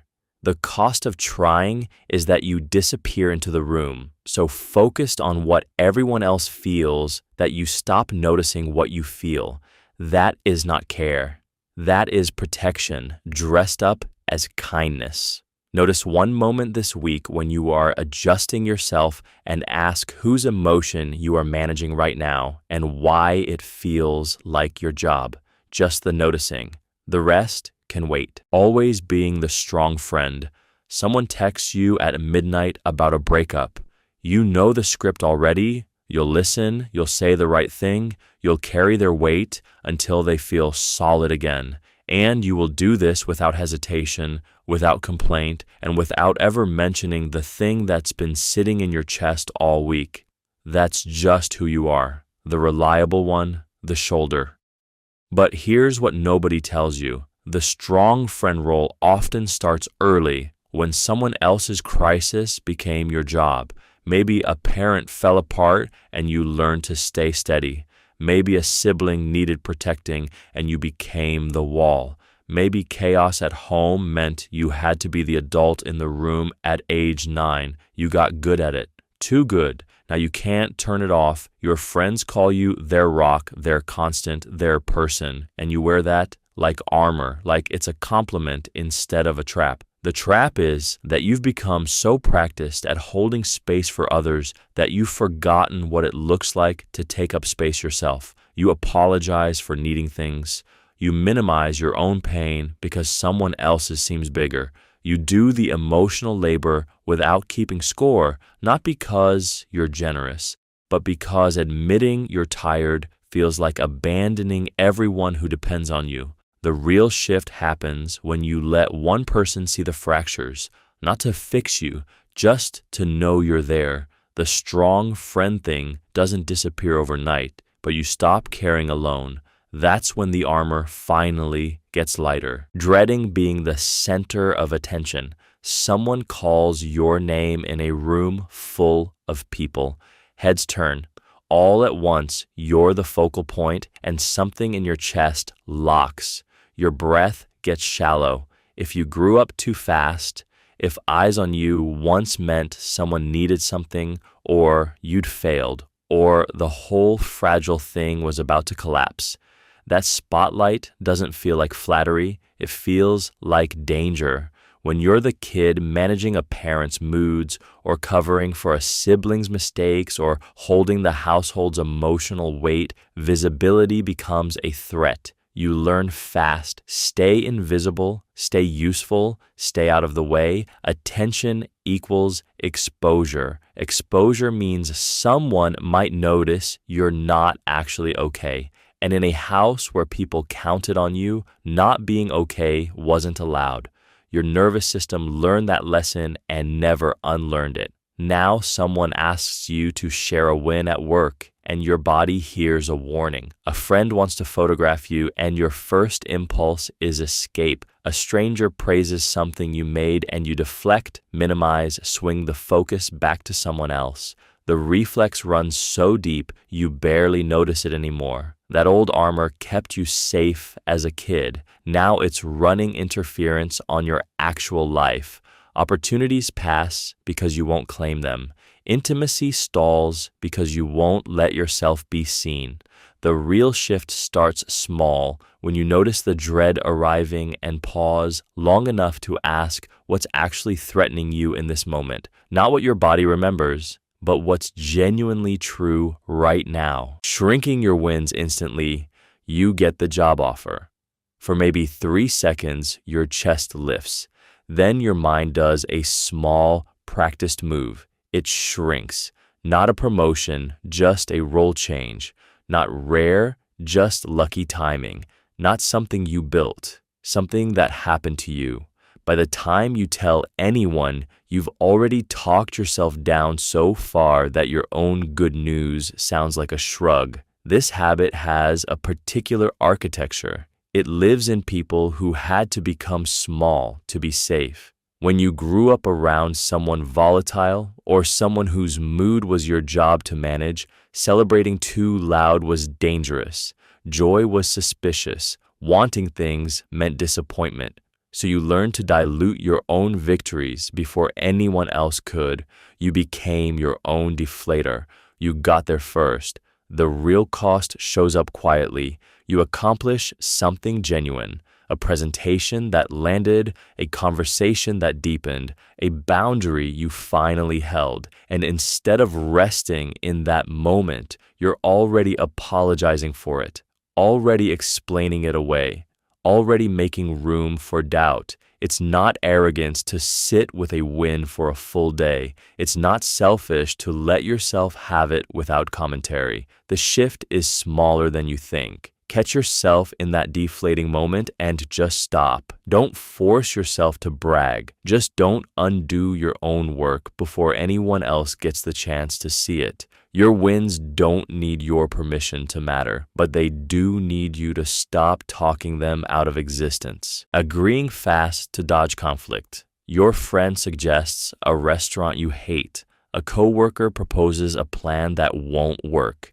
Your partner wants to handle something your way clearly works better, and you nod. You say yes. You smile and agree before your actual opinion even finishes forming in your mouth. It happens so fast you barely notice it's happening. When you grew up fast, conflict felt dangerous. Maybe someone's anger turned the house cold. Maybe saying no meant hours of tension or withdrawal or punishment dressed up as hurt feelings. So you learned the math. Agreement equals peace.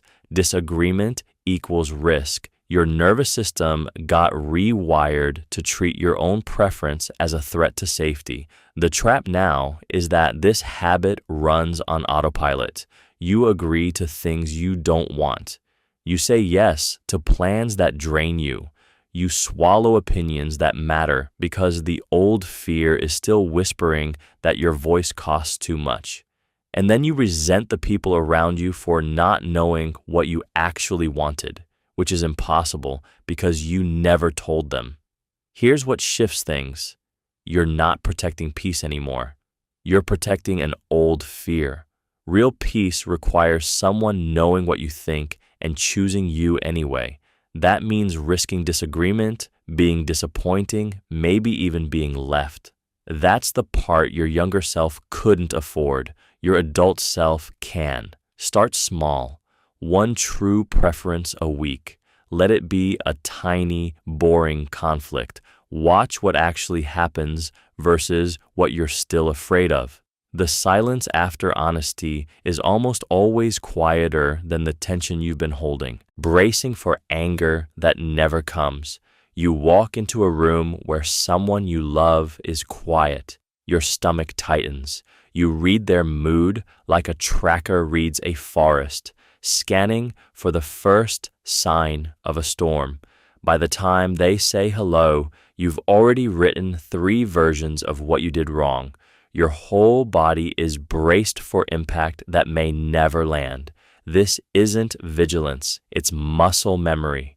When you grew up fast, anger was often sudden and big. It came without warning, so you learned to live in the crouch position, ready to absorb or deflect. Even now, Decades later, when your partner is just tired or thinking about work, your nervous system treats their silence like a siren. The real trap is that you stop trusting calm. You assume it's just the setup, the quiet before the real reaction starts. So you apologize for things you didn't do. You explain yourself before being accused. You soften your own needs so small that nobody notices them. Meanwhile, your exhaustion keeps climbing. But here's what gets overlooked. Your bracing teaches others how to treat you. When you flinch before they've even raised their voice, they start to believe they're scarier than they are. The fear becomes the thing that shapes the relationship. Next time you catch yourself scanning, try naming it out loud, not accusingly, but softly. I'm nervous right now, or I'm waiting for something.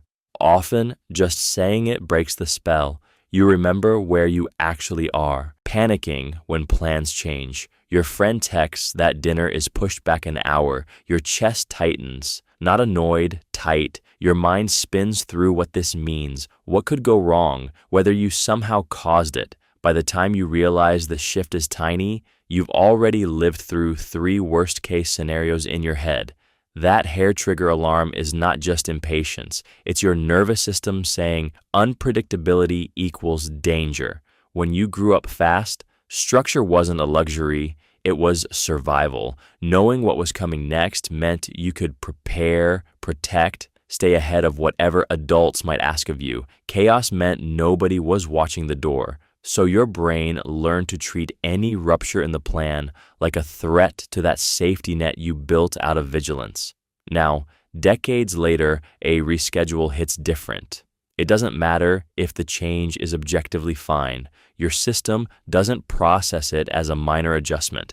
It processes it as loss of control, and loss of control reads like the beginning of something bad. You might white-knuckle through the waiting hour or frantically reorganize everything else to feel solid again. The real tell is how fast you recover, or don't. Most people shrug and scroll. You're still running calculations. Here's the quiet part. You're not actually protecting anything anymore. But your body doesn't know that. It's still a kid, still trying to keep the schedule tight so nothing slips through. Next time plans shift, try this. Notice the panic without fighting it. Name it. That tightness is old. The day is not. Just that separation between the feeling and the fact can slowly teach your nervous system that surprise doesn't mean ruin. Explaining yourself unprompted, you say something in a group, and before the words even land, you're already adding context, backstory, justification, a little apology tucked in sideways. By the time you stop talking, you've handed over a whole defense nobody asked for, and you feel exposed in a way you can't quite name. That compulsion is your nervous system still remembering a time when words had to be bulletproof.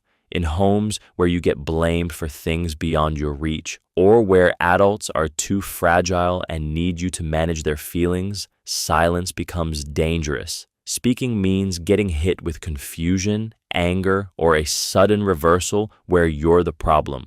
So you learn to preempt. You explain first. You soften the edges. You build in escape routes before the other person can corner you. The reflex keeps firing long after you're safe. Your partner mentions being tired, and you launch into why you didn't help more. A coworker says they're running late, and you're narrating your whole day. A friend cancels plans, and you're quietly assuring them it doesn't bother you.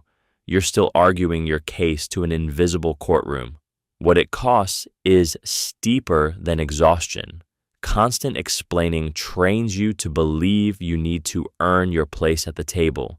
It erodes your right to be wrong, or confused, or simply here without an autobiography attached.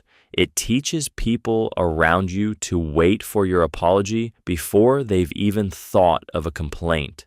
Next time you feel that heat, that urgent need to add one more sentence, try sitting with the discomfort instead. Say one true thing and stop. Automatic. Sorry to bother you. Listen to yourself the next time you ask something small. A coworker, "Can I ask you something real quick? Sorry to bother you." A friend, "Hey, free this weekend? Sorry for texting." You're not interrupting anything. You're not asking them to move mountains. But the apology comes anyway, automatic as a flinch. It's so rehearsed you barely hear it anymore. That reflex has a name, and it lives in people who learned early that their own needs were weights in someone else's boat. Maybe a parent ran on empty and made that exhaustion visible. Maybe you picked up the signal that asking for anything, a ride, 10 minutes of attention, permission to be loud, would crack something open and bring anger or the kind of silence that feels like punishment. So you learn the math, shrink the ask, apologize in advance, make yourself small enough that you don't disturb the water. The trap is that you stop noticing what you actually want because you're too busy cushioning the landing for everyone else. A simple request becomes an apology wrapped inside an apology.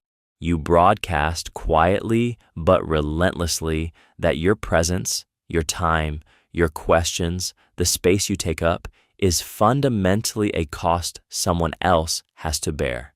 The shift is not about becoming demanding or rude. It's about catching yourself mid-apology for things that don't need apologies. Next time you feel that sorry welling up, pause before you say it. Ask, would I do this if I knew I mattered? Most people answer no. And that answer is the whole conversation. You do matter? Start there. Guilt for taking up space. You notice it in small moments. Someone asks what you want for dinner and your mind goes blank.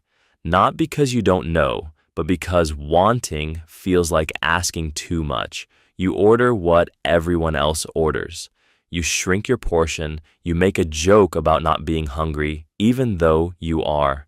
The moment someone gives you space to exist loudly, to want, to need, to simply be, something in your chest tightens.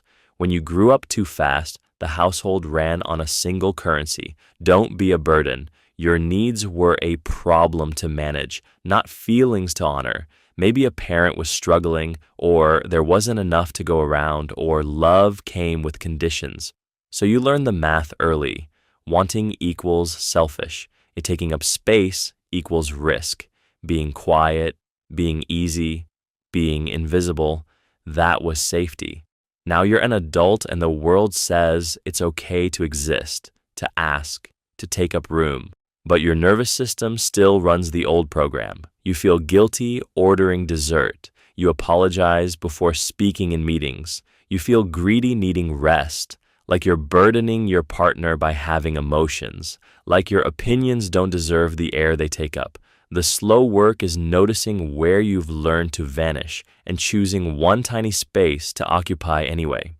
Each time you order what you actually want, speak what you actually think, ask for what you need without the apology wrapper, you're teaching your nervous system something new. Your existence is not an imposition. It never was. Keeping one eye on the door. You're at a dinner table with friends, laughing at something, and part of your attention is always tracking the exits. Not consciously, you're not paranoid, but some part of you is always doing the math.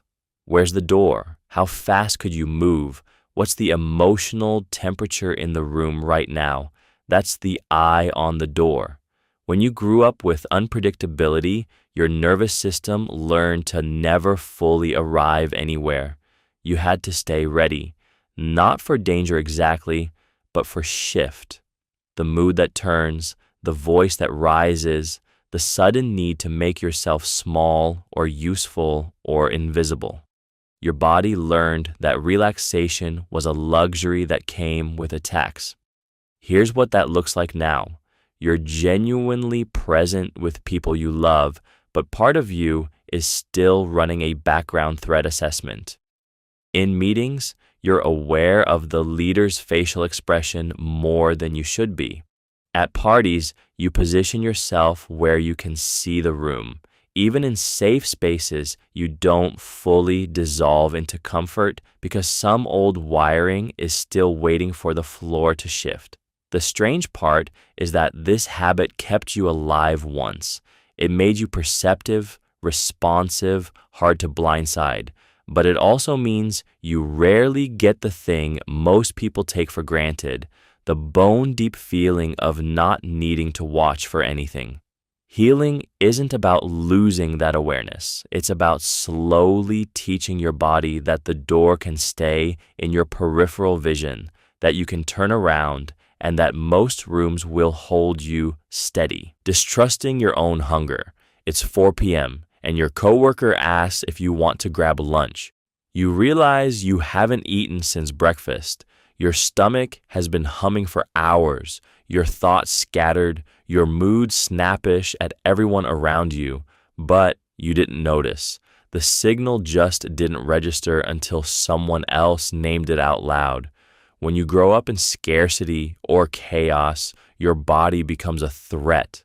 Asking for food when there isn't enough or when someone else controls the supply teaches you that hunger is dangerous. Wanting something becomes an act of recklessness, so you learn to muffle the signal before it even surfaces. You don't get hungry, you just forget to eat. You lose the ability to feel fullness too. Food becomes a task, something to get through rather than something that actually nourishes you. The damage spreads quietly in all directions. If you can't trust hunger, what else are you doubting? Your fatigue, your need for sleep, your longing for a friend's voice, your right to say no.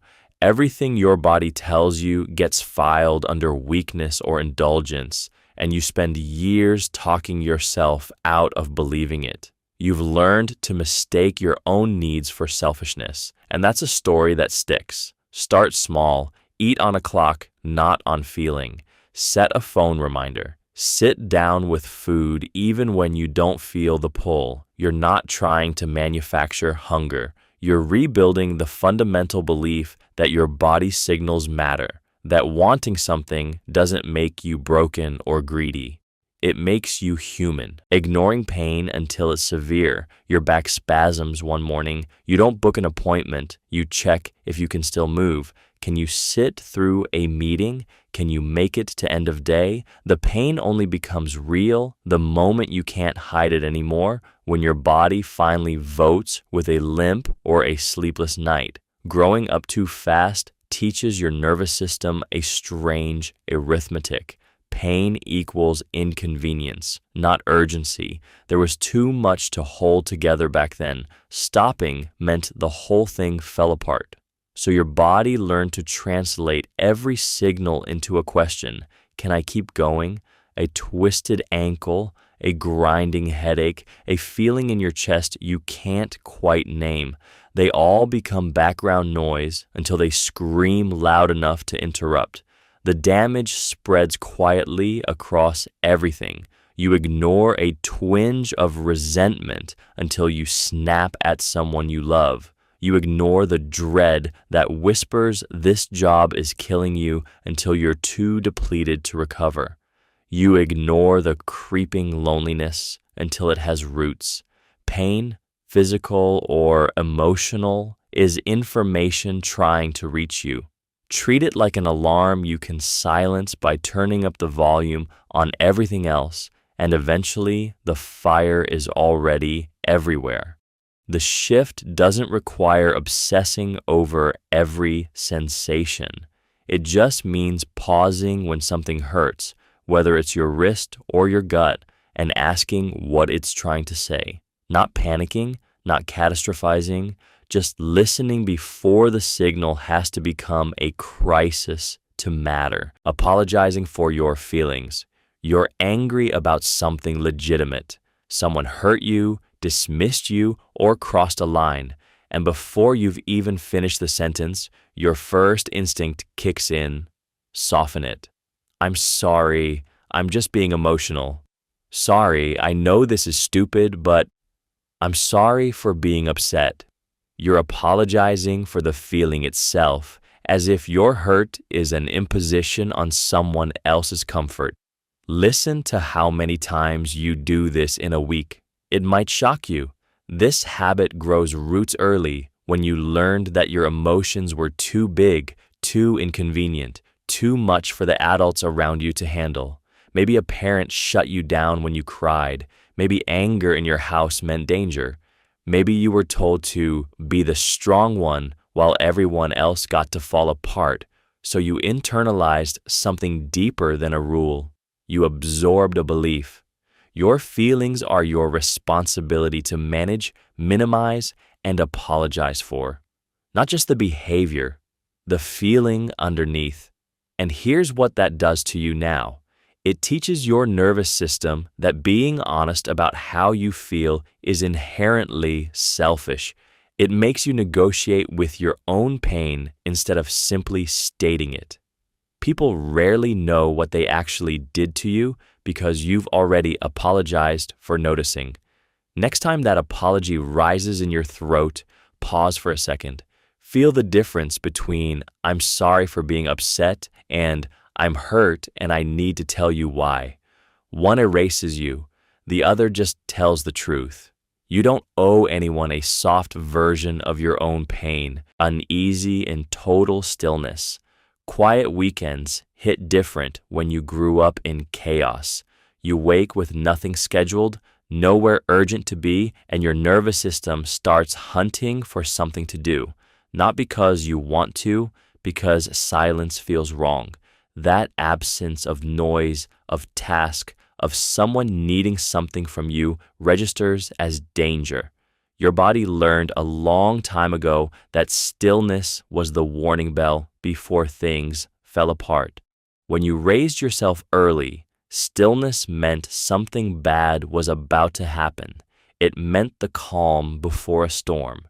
You learned to stay alert, to fill empty time before it filled with crisis. So now, even at 30 or 40, your body doesn't trust a quiet afternoon. You scroll, you clean, you make plans you don't want to make. Anything but sit with nothing. Rest without purpose feels like recklessness.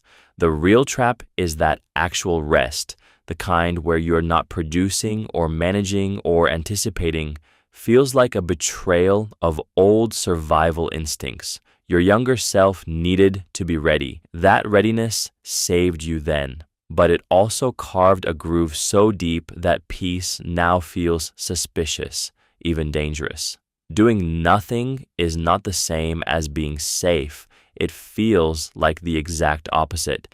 Start by noticing that tightness in your chest when the day opens up with no demands.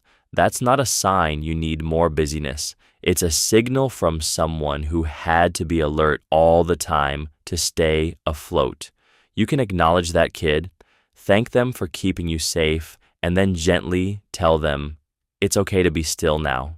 The nothing won't hurt you anymore. Cleaning when you're anxious. You notice the pile of dishes and your shoulders tighten, not because they're really that urgent, but because something in your chest feels too loud, so you start cleaning furiously. By the time you're done, your hands smell like lemon, the sink shines, and that tight feeling has shrunk just enough that you can breathe again. If you grew up in chaos or unpredictability, this pattern landed early. Maybe mess meant things were falling apart. Maybe a clean space was the only thing you could control when nothing else was. So you learned the equation. When the world feels out of bounds, make your environment immaculate. Your hands will do the talking for your voice. Here's what's tricky though. Cleaning feels productive, so you don't notice it's actually avoidance. You're not fixing the anxiety, you're outrunning it. And because it works, because the apartment gets spotless and the nervous system does quiet down, you keep reaching for it. Now you're a person who cleans at midnight or reorganizes the pantry when something hard is coming. The real thing to notice isn't that cleaning is bad. It's that you might be using it to skip the part where you sit still and feel what you actually feel. Anxiety wants movement. It wants you busy. And a clean house is the perfect cover story. So next time you feel that urge rising, pause for 30 seconds. Ask yourself, am I cleaning or am I running? One answer tells you something honest about what you actually need right now. Volunteering to carry the load. There's a moment in almost every group that needs something done. A move, a crisis, a project nobody wants to own. You watch the silence stretch. Then your hand goes up. Not because anyone asked. Not because you want to, because you already know what happens if you don't. When you grew up early, you learned a language nobody taught you out loud. Your job was to absorb. Your parents' stress became your anxiety. Your household's chaos became your responsibility to manage. So now, decades later, when a room gets quiet and a need appears, your nervous system reads it the same way. It reads it as yours. The trap is this: you're not actually saving anyone. You're just rehearsing an old pattern, and the people around you, even the good ones, can start to expect it. Not because they're cruel, but because you've been so reliable that they forget you have a choice. You've made it look so effortless that they don't see the weight. Here's what gets stuck. Saying no feels like abandonment, even when nobody's depending on you. Your body doesn't trust that the group will survive without your effort, so you keep raising your hand. You keep carrying, and somewhere deep, you're still trying to prove you're worth keeping around. The next time you feel that automatic reach to volunteer, pause first. Ask, am I doing this because it needs to be done, or because I'm afraid of what happens if I don't? That question alone can break the spell. Assuming you'll be left behind, you make plans with people, and part of you doesn't believe they'll actually happen. A friend invites you somewhere next month and your gut whispers they'll forget or change their mind, or you'll somehow ruin it before the date arrives. So you do a strange half-commitment. You show up, but you're already rehearsing the story of why you shouldn't have expected them to want you there. When you grew up fast, consistency felt like a luxury other kids got. Adults made promises and unmade them. People left when things got hard or boring or complicated. You learned early that attachment was a risk you couldn't afford, so you built a quiet exit strategy into every relationship. Expecting abandonment wasn't paranoia, it was preparation. It kept you safe when safety was scarce. But that protective habit creates something darker, a self-fulfilling prophecy you keep feeding. You hover at the edge of closeness instead of settling in. You don't ask for what you need because asking feels like handing someone the exact knife they'll use to hurt you. People sense that reservation, and they often honor it by keeping distance, not because they're cruel, but because you've already left them emotionally. The shift is small but real. The adults in your life now are not the ones from before. They can follow through. They can tolerate you asking for things. You won't know that until you risk staying put when every instinct screams run. It takes practice to believe people will stick around.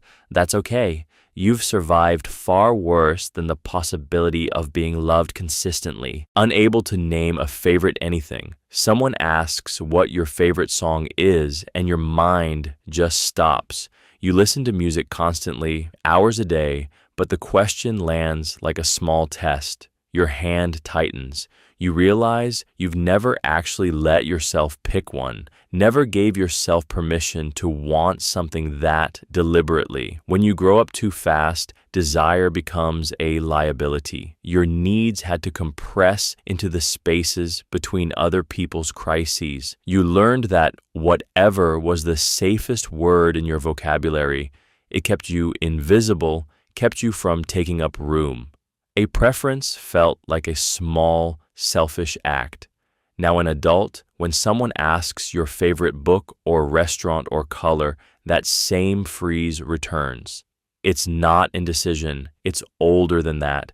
It's the voice that says if you name it, claim it, speak it out loud, someone will use it. They'll mock it. They'll prove you're selfish for having it at all. The strange part, your tastes are real. Preferences are already there, moving underneath, waiting. but naming them means crossing a line you learned never to cross, admitting you're allowed to want something for no reason except that you do.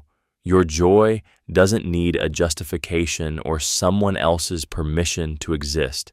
Start where it's quietest. Find a food you reach for when no one's watching. Say it out loud once, alone. Feel your body tighten. That tightness isn't weakness. It's the exact place where you're still learning that wanting is not the same as taking. Feeling watched while you eat. You finish your meal and realize you've been holding your breath. Not consciously, but there it is. Tension in your chest you didn't know was there until it releases. If you grew up in a house where meals were scrutinized, commented on, or weaponized as proof of something about you, eating in front of others never quite stops feeling like a performance review with invisible judges. That hyper-awareness during meals shows up differently for different people. Maybe you eat faster than seems reasonable because part of you learned that finishing meant safety, being done with it before anyone could say anything. Maybe you eat less than you're hungry for because you learned that appetite itself was a problem, something to manage or apologize for. Maybe you avoid certain foods entirely because you internalize someone else's judgment so deeply it became your own voice in your head. The real weight of it is this: you're not really eating, you're monitoring, you're managing someone else's invisible presence at the table even now, even when that person isn't there anymore. Even when you're alone. Food becomes not about fuel or joy, but about whether you're doing it right, whether you're taking up the right amount of space, whether you deserve to be hungry. If this lands for you, try something small. Eat one meal alone, without your phone, without the noise, not as a fix, just as a small experiment in what eating feels like when the only person watching is you. Notice what happens when the pressure lifts. That quiet reclamation of a basic human act is often where the thaw begins. Hiding needs to seem low maintenance. There's that small internal wince when your stomach growls in a quiet room, or when you catch yourself apologizing for being tired, for needing to talk about something, for taking up space, not out loud, just in that voice inside your head. It's so automatic now, you barely notice it happening. When you had to grow up early, need felt dangerous. A parent was drowning, so your hunger was an inconvenience. Asking for help meant disappointing someone already at the edge. Visibility meant vulnerability, and vulnerability meant pain. So you learned to be the person who asks for nothing. The one who always has it handled, the one who shows up with empty hands and leaves the same way. It shapes how you move through the world now. You cancel plans because admitting exhaustion feels like weakness. You brag about the hours you worked with almost no sleep, as if surviving is something to celebrate. You hear yourself say, "I'm fine," so many times it stops feeling like a lie and starts feeling like truth. You swallow requests before they leave your mouth. The real cost arrives quietly. You stop believing your own needs are legitimate. They feel like luxuries, burdens, things selfish people ask for, so you override them until your body makes the choice for you. A fever, a burnout, a collapse that finally forces the rest you were too ashamed to request. The shift is small and specific. Name it. Not dramatically, just, "I'm hungry. I need to sleep. I need help." Watch what happens. The people who matter won't flinch. Reading tone into every message. Your boss sends a text. "Thanks for sending that." You read it 3 times. Are they annoyed? Are you fired? You hunt through the punctuation like a cryptographer, searching for hidden meaning in words that might not even be there. Your chest tightens. That tightness is the ghost of old survival logic still running the controls.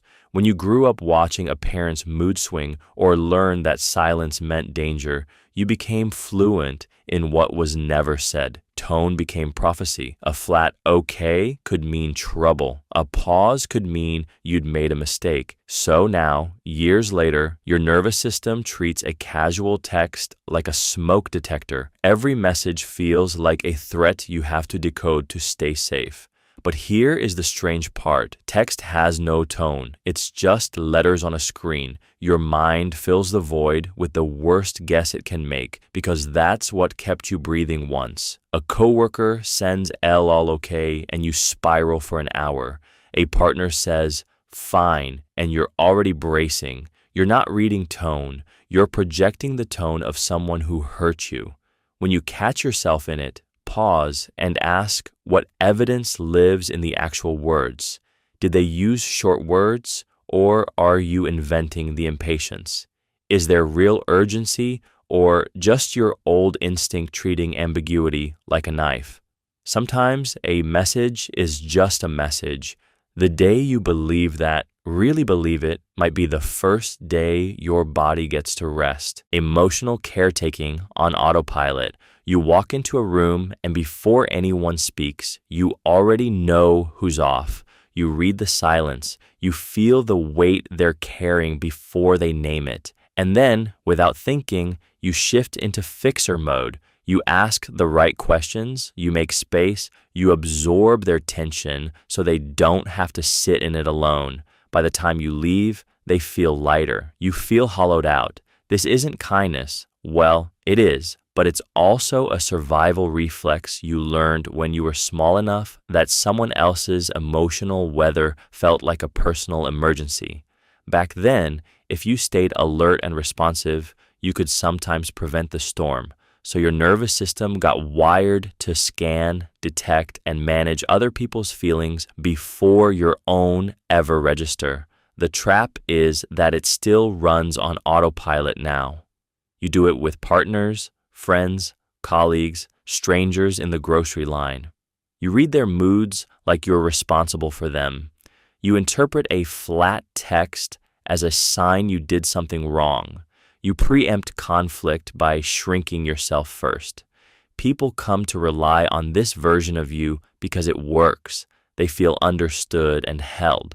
You become the person who always listens, always gets it, never needs anything. And you keep going because stopping would mean admitting you've been running on fumes for years.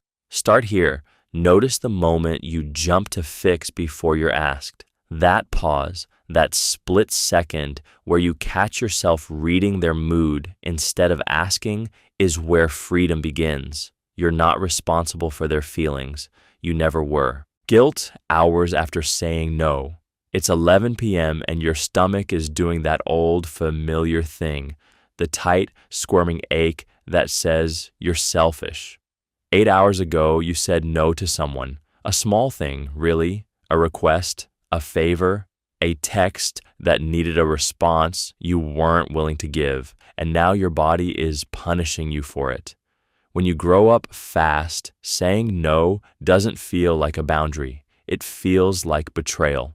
It doesn't matter if the request was reasonable or the line you drew was healthy. Your nervous system learned early that your job was to absorb other people's needs, to stretch yourself paper thin, to apologize for the space you took up. No was dangerous. No meant withdrawal of love, safety, food, attention. So even now, as an adult who can actually afford to disappoint people, your body floods with the same dread it did at 7 years old. Here's what most people miss. That guilt isn't feedback about whether you did something wrong.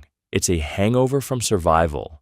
Your early environment taught you that your value lived in your usefulness, and the guilt hours are the price your body still extracts for daring to put yourself first. The path forward isn't about pushing through the feeling or deciding the guilt is fake. It's smaller than that. It's recognizing the guilt is old, not current. That child inside you learned a lesson they needed to learn, and that lesson kept them safe. But you are not that child anymore. The person you disappointed will survive the disappointment. And so can you if you sit with the guilt without letting it rewrite what you actually did. Planning for the worst first, your mind enters a room and skips right past comfort. It hunts for exits, faces that might turn unpredictable, the angle from which someone could hurt or disappoint you. That automatic scan, threat first, everything else later, feels like wisdom, feels responsible, but it's also a specific exhaustion that people who grew up safe never quite recognize. When you had to grow up fast, the world wasn't mostly good with occasional problems. Problems were the baseline. Good things were surprises you weren't allowed to count on. So you learn to live assuming things will go wrong. You rehearse conversations before they happen. You map 6 exit strategies before saying yes. You hide money. You read rejection into silence. You prepare for disappointment so thoroughly that joy feels temporary, borrowed, not quite yours. That habit kept you alive. It might also be keeping you half alive now, because planning for the worst first isn't the same as being prepared. Real preparedness is practical. A backup plan, an emergency fund, knowing how to handle a crisis. What you learned is different. It means your default is fear. Your baseline is braced. Your nervous system never quite settles, even when the actual danger is gone. The shift isn't about becoming careless. It's about noticing where you're rehearsing catastrophe instead of living it. When you catch yourself spiraling into disaster planning, pause and ask, do I actually need to prevent this, or am I keeping an old guard alive? Sometimes you will need that vigilance. Sometimes it's just the only way you ever learned to feel safe, deflecting every compliment. Someone says your work looks great and your chest tightens. Before they finish, you're already running through the list of what went wrong, the part you rushed, the thing you do differently, the person who really deserves the credit. You hear yourself say it out loud and think, why do I always do that? The compliment lands like a hot potato. You have to get rid of it. When you had to grow up early, praise became a signal worth studying. Maybe it meant you'd have to raise the bar higher next time and risk disappointing people. Maybe it meant drawing attention when attention meant criticism, pressure, or impossible demands. So, you learned to bat away kindness the moment it arrived, to shrink, to deflect, to redirect it anywhere but at yourself. It became automatic, a reflex as natural as flinching. The strange part is that deflecting doesn't protect you anymore. It just keeps you small and tired. It tells the person who praised you that their observation doesn't matter, or worse, that you don't trust their judgment. And underneath, it reinforces the old message from childhood. You are not allowed to be good enough, period. Try something different next time. When someone gives you genuine praise, pause before you speak. Don't argue, don't minimize, don't redirect. Try just saying thank you and sitting with the discomfort for 5 seconds. That small silence is you taking back permission to be seen and believed. Always the adult in the room. You walk into a room full of actual adults and somehow you are the one holding the emotional center.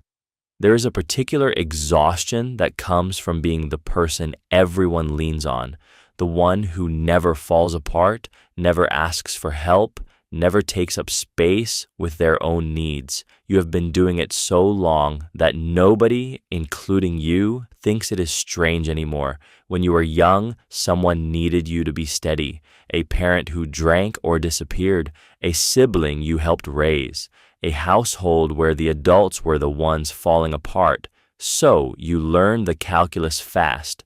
Your job was to be the ballast, to remember things, to notice when someone was hurting, to keep the ship from listing. You became essential before you were old enough to understand that children are not supposed to carry that weight. Now the pattern is so grooved into your nervous system that you do not even notice it. A friend is in crisis and you become the steady voice. Your boss is stressed and you absorb the pressure like a sponge.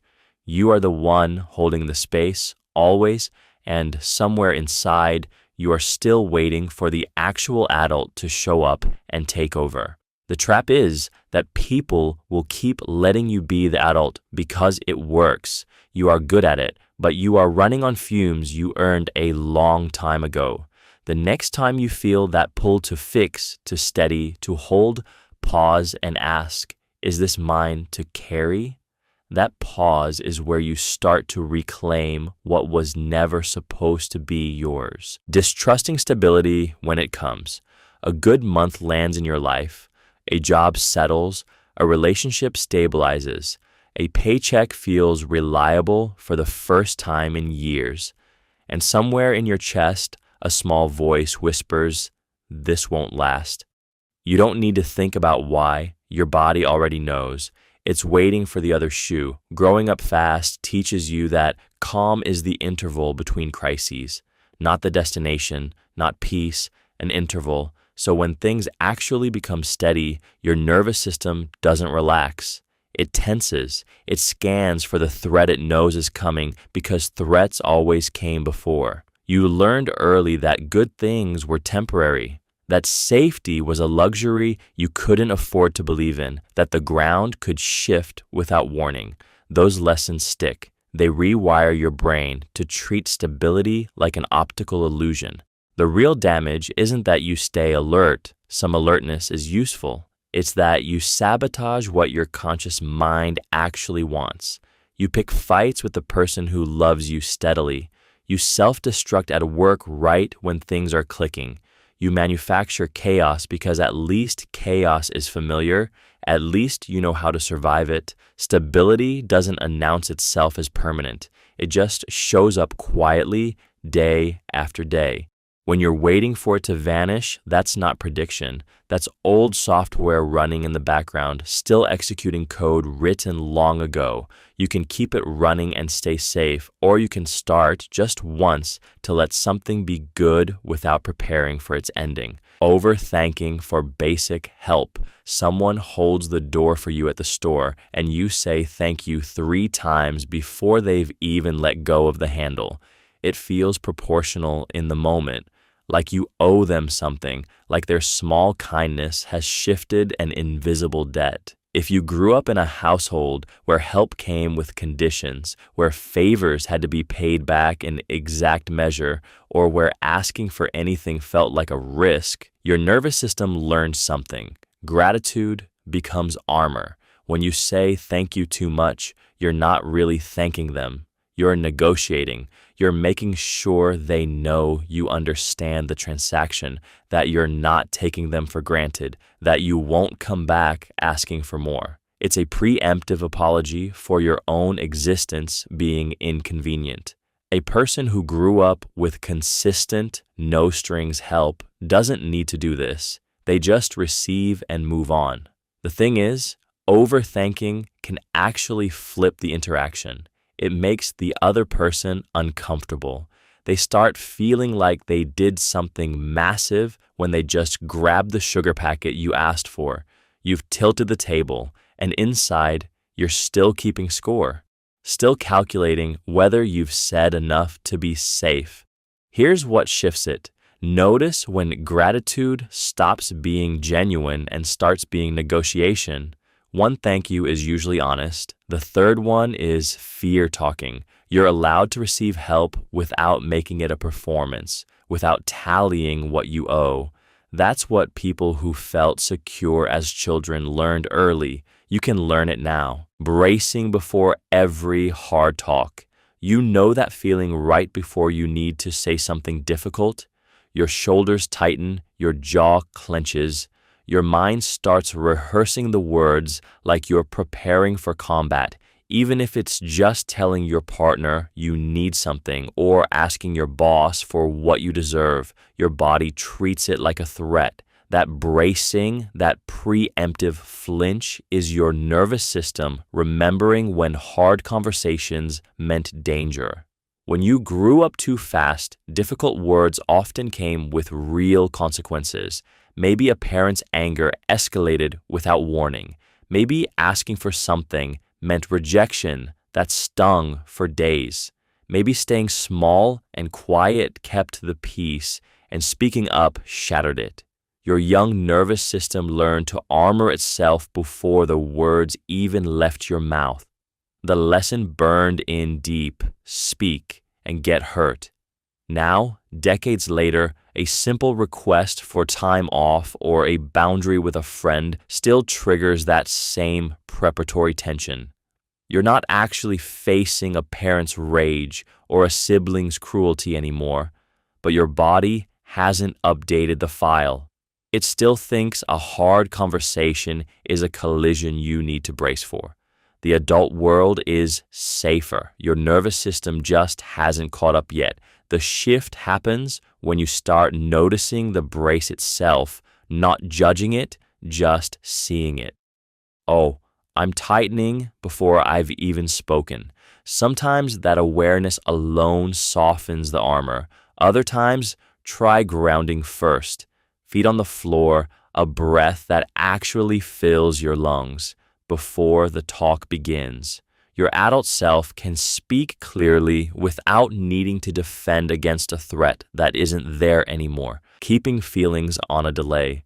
You feel something sharp, anger, hurt, loneliness, and instead of letting it move through you, you file it away. Not consciously, it just happens. By the time you're an adult, there's a whole archive inside you, and you've forgotten you built it. Kids who grow up fast learn early that feelings are dangerous. Someone else's emotions already fill the room, so yours have to disappear. Or worse, your feelings might make things worse, make someone drink more, yell louder, leave. So you develop a delay. You feel it. You don't say it. You swallow it. You move forward. This reflex becomes your armor. Now you're safe, and the delay doesn't leave. You're an adult with people who actually want to hear you, but your nervous system runs the old software. A friend asks what's wrong. You say nothing. Your partner tries to connect. You say you're fine, not lying, just lagging. There's a gap between the feeling and your permission to feel it. By the time you catch up to yourself, the moment has passed. That gap costs real things. Relationships stay shallow because intimacy needs you to show up in real time, not 3 days later. You miss the moment to ask for what you need. Resentment builds in silence because nobody ever learned what hurt. Start here. Just notice when you swallow something. Don't fix it yet. Watch the delay. That tiny awareness is where everything shifts. Feeling selfish for wanting anything. You're sitting with a choice. A small one, maybe just what you want to eat, or whether to say no to plans. And before you can claim it, a voice cuts in, not yours. A version of you that learned early that your appetite was a problem, that wanting things made you difficult, that the moment you asked for yourself, something broke. When you grew up fast, you learned the math early. My needs equal someone else's crisis. You learned to read a room before you read a menu. You learned that taking something meant someone else didn't get fed, didn't get rest, didn't get peace. So you built a reflex, a deep one, that treats your own desires like they were selfish by design. Not bad or wrong, selfish, as if the two were the same. And here's the thing, that reflex doesn't turn off when you become an adult. It doesn't quietly retire. It shows up in every want, every boundary, every small no you almost say. You feel the guilt before you feel the desire, that backward order. Guilt first, then the tiny shame of even asking. That's the tell. The reframe is simple, but not small. Wanting something is not the same as taking it from someone else. Your joy doesn't have to borrow from their hunger, but you'll feel selfish anyway for a while. That's not a sign you're doing it wrong. That's the old math still running its pattern. Notice it. Keep claiming what's yours anyway. The guilt will soften, but only if you don't let it stop you. Managing everyone's disappointment. You walk into a room, and before anyone speaks, you are already reading faces. Your partner looks tired, so you become lighter. Your boss seems stressed, so you absorb the mood and lower your own asks. A friend mentions something hard happened, so you pivot into caretaker even though you have no space left. This is not politeness. This is an early childhood survival skill that never got deleted. When you had to grow up fast, someone's emotional weather became your problem to solve. Not because they asked, but because their sadness or anger felt dangerous. So you learned to be the emotional thermostat, adjusting yourself down so no one else had to feel the full weight of what they carried. You became the person who could handle it, the one who would never cause trouble. The trap is that you still do it now in relationships where you are actually safe. You soften your own voice before anyone asks you to. You decline plans you want because you sense disappointment might land nearby. You apologize for things that were not your fault because the silence after honesty feels like punishment. Your nervous system does not believe yet that it is okay for other people to feel what they feel without your interference. The shift starts small. Let someone be disappointed without you rushing in to fix it, not coldly, just honestly. Let your friend hear you are tired. Let your partner sit with their own feelings. Disappointment can exist in a room without you becoming the answer to it. That is not unkind. That is finally, after all this time, trust. A constant sense of running late, 5 minutes early, and your chest is already tight. The meeting is 20 minutes away. Your body doesn't care about the clock. It's screaming an older message. If you're not early, you're letting someone down, and if you let someone down, something breaks. Maybe it already did years ago. When you grew up too fast, punctuality wasn't about politeness. It was infrastructure. A late dinner meant a hungry night or a parent's rage. A missed deadline meant the family's paycheck didn't arrive, or you'd failed at the one job keeping the house from caving in. Being late didn't mean you were rude. It meant you were unsafe. Your nervous system learned to feel time as threat. Now you arrive early to everything. You apologize for being 3 minutes behind, even though the other person is still in the shower. You feel the guilt of lateness before it happens. Your body runs hot with the old transmission. Slip once, everything collapses. The real shift isn't becoming someone careless about time. It's learning to tell the difference between pressure that matters and pressure that's haunting you.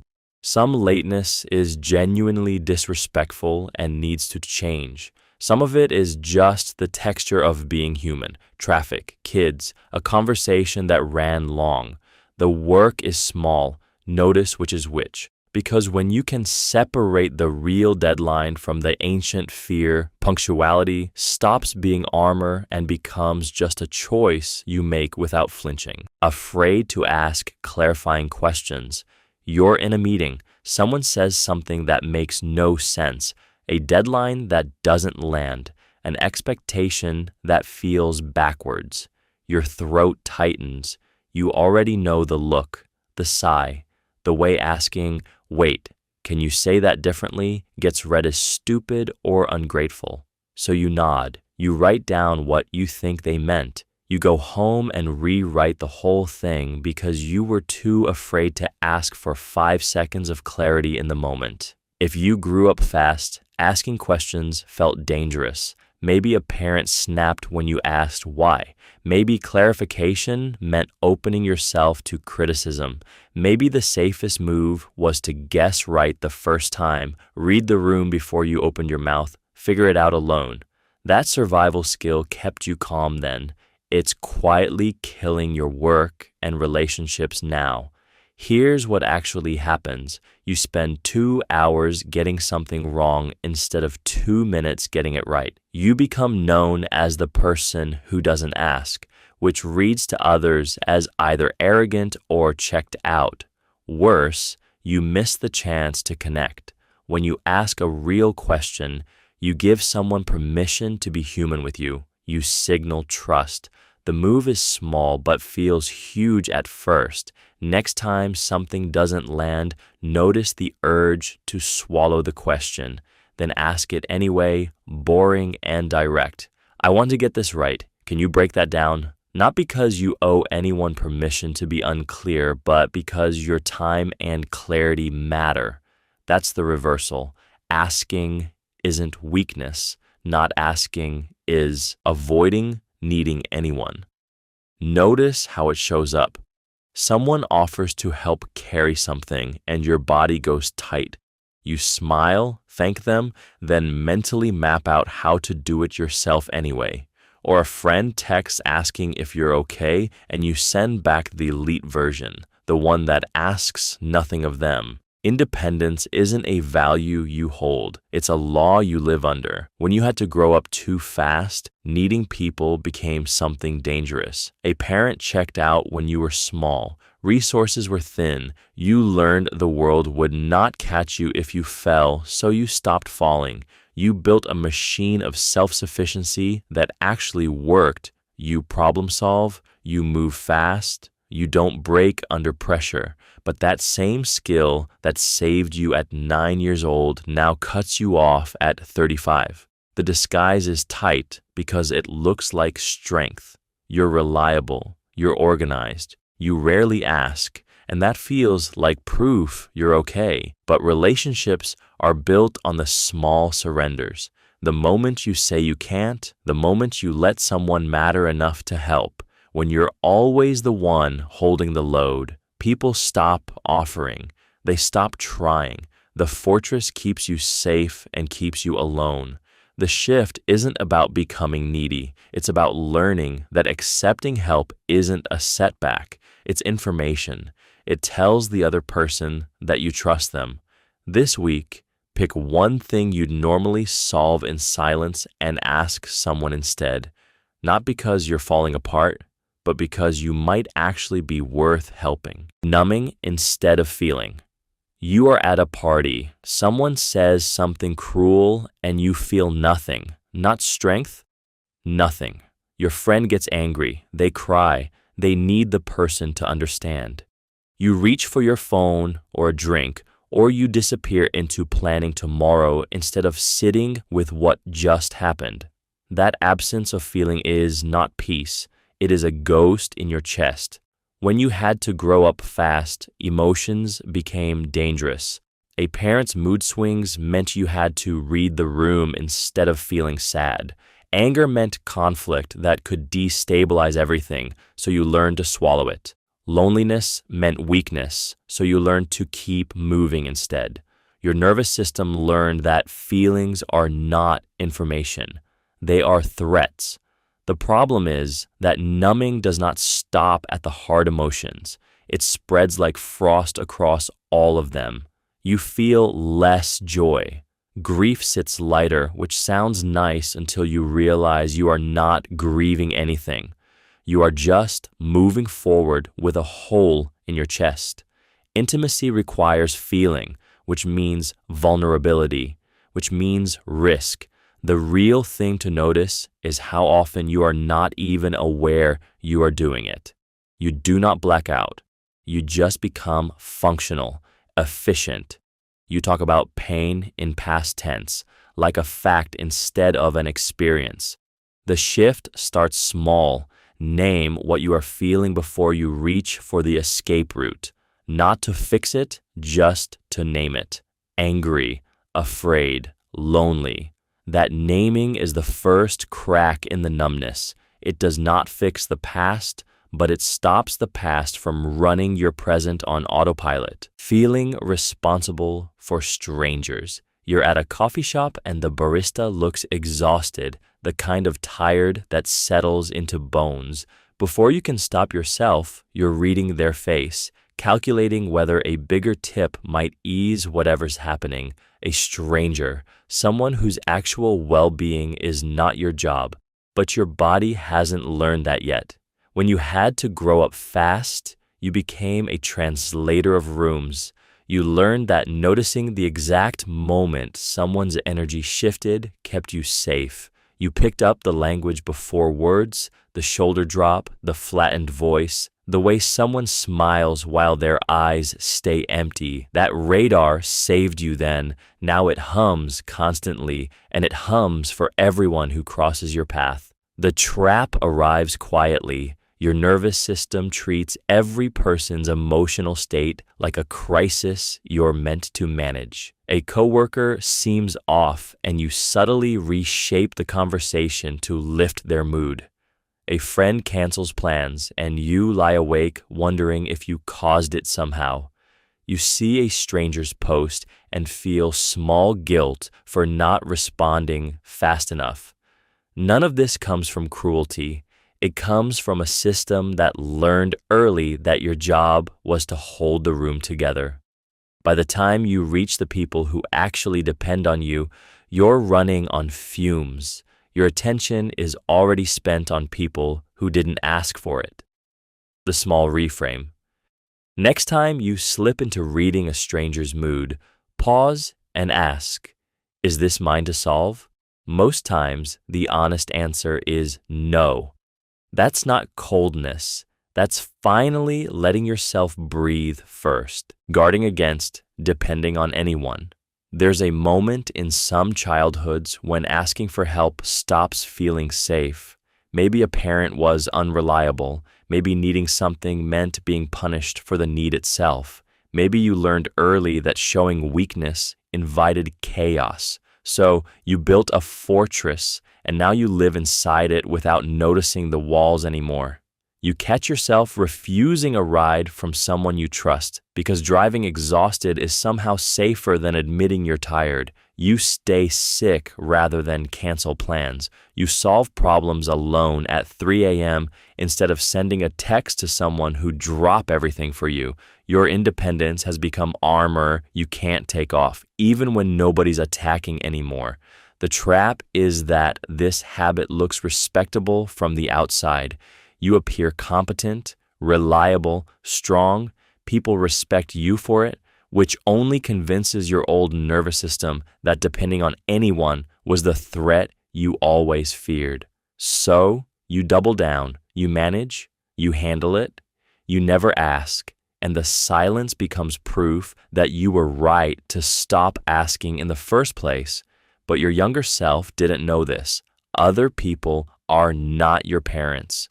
Trust is not weakness, and the people worth keeping around want to be needed sometimes, not because they're waiting to betray you, but because being useful to someone we love makes us feel human and necessary. Try something small this week. Let someone help you with something that costs you nothing but pride. Notice what happens. The disaster you've rehearsed in your head rarely arrives. And sometimes someone shows up for you in a way that quietly rewrites what you thought was true about needing people. Sensing conflict before it starts. You walk into a room and your shoulders tense before anyone speaks. A partner shifts their tone on the phone just slightly, and you already know the evening is ruined. Your coworker's email is perfectly polite, but something in the rhythm of it feels like a prelude to a fight. You're not psychic. You're trained. When you grew up fast, you had to become a seismic detector.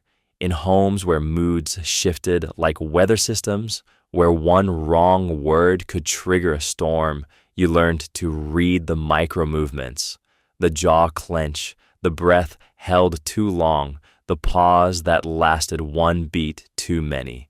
Your nervous system got very good at predicting danger because it had to. Your survival often depended on it. The trap is that you're still running this program now in rooms where the danger isn't real. A normal disagreement looks like a collision course. A loved one's bad day feels like a personal rejection.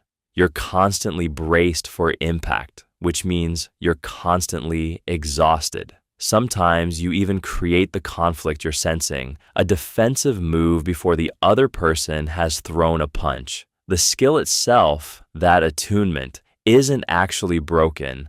What is broken is the assumption that conflict is always incoming. Start noticing, are you sensing real tension or are you reacting to a ghost pattern from years ago? The real move isn't to kill the signal, it's to learn which signals actually matter. Give yourself permission to be surprised by peace sometimes. That quiet is real too, preferring to be underestimated. You walk into a room where people are making assumptions about you, usually low ones, and instead of correcting them, you feel relief, a safety net. You let them think you're less capable, less ambitious, less aware than you actually are. It's such a small choice, but it's one you make over and over, often without noticing. This happens when you grew up in an environment where being visible meant being a target. Maybe a parent needed you to stay small so they could stay big. Maybe standing out invited scrutiny or resentment or impossible demands. Maybe you learned early that quiet competence kept you safer than loud achievement. The lesson rooted deep. Now underestimation has become a cage you choose.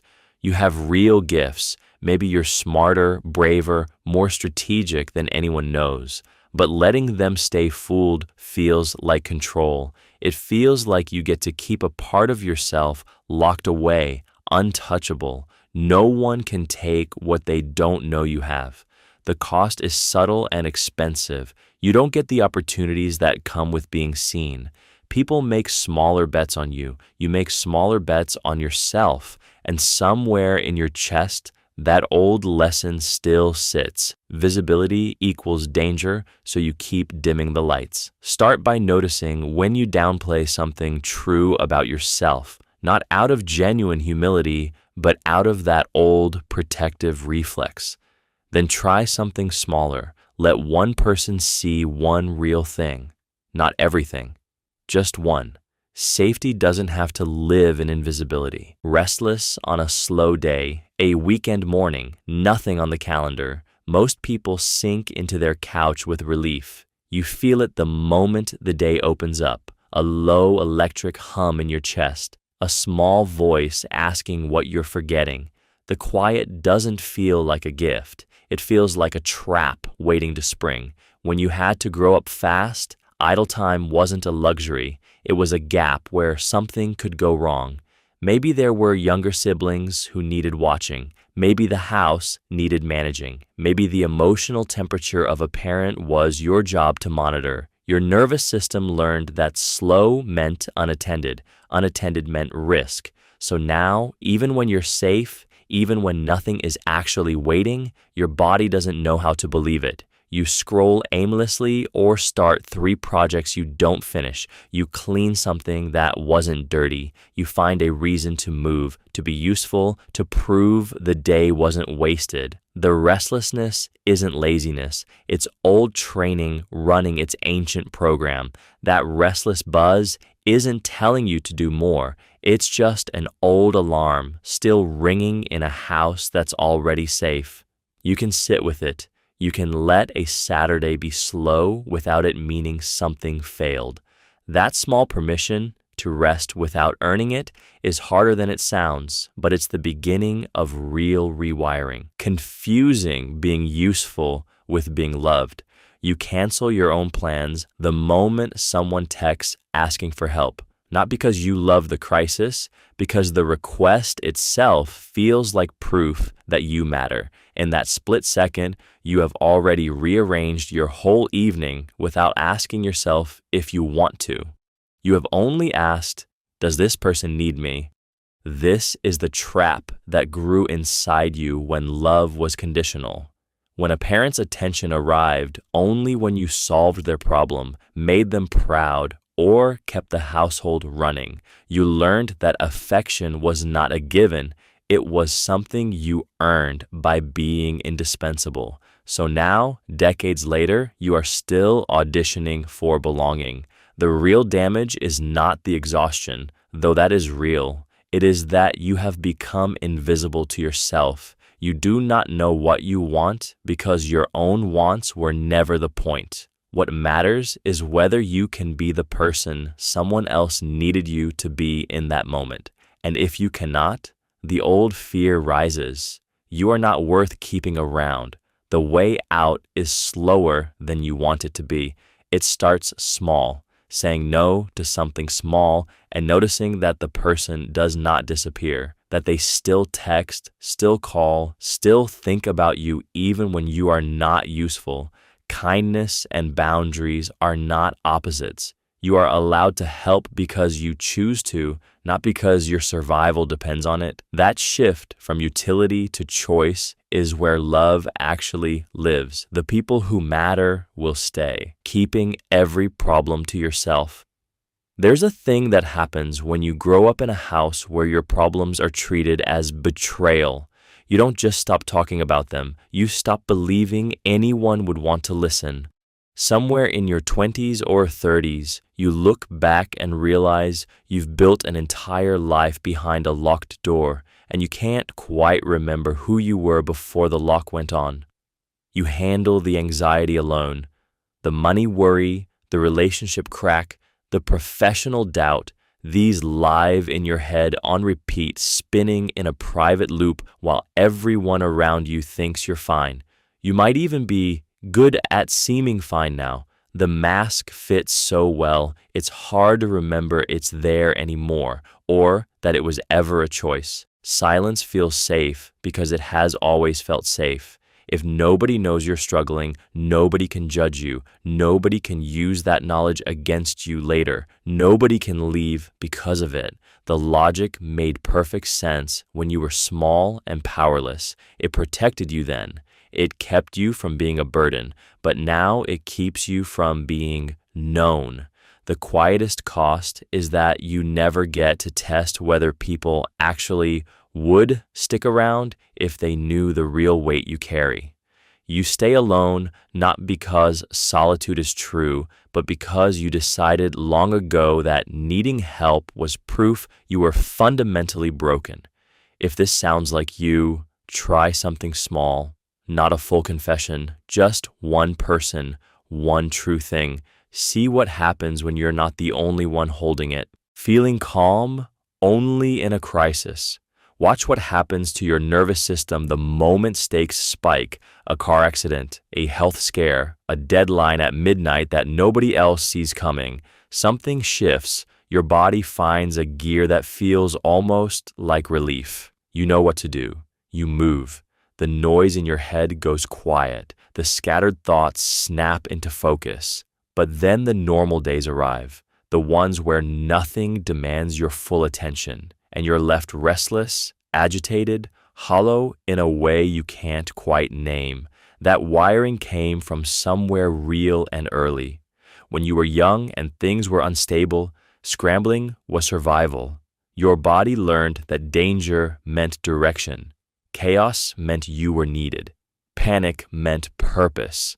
Over years, your baseline got flipped upside down. Calm feels empty. Pressure feels like home. A regular Tuesday with no fires to put out registers to you as boredom, or worse, as abandonment. Like you only have value when you're solving something urgent. Here's the quiet trap. You might start recruiting small crises toward you without even noticing it.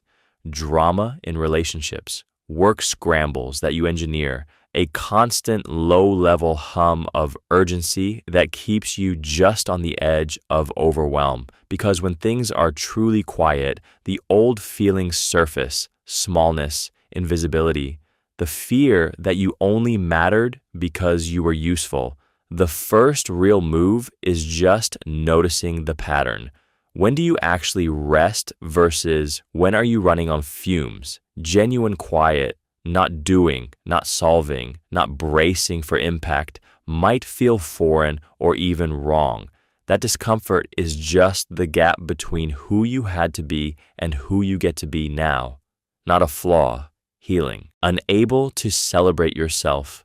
Someone hands you a compliment and your chest tightens.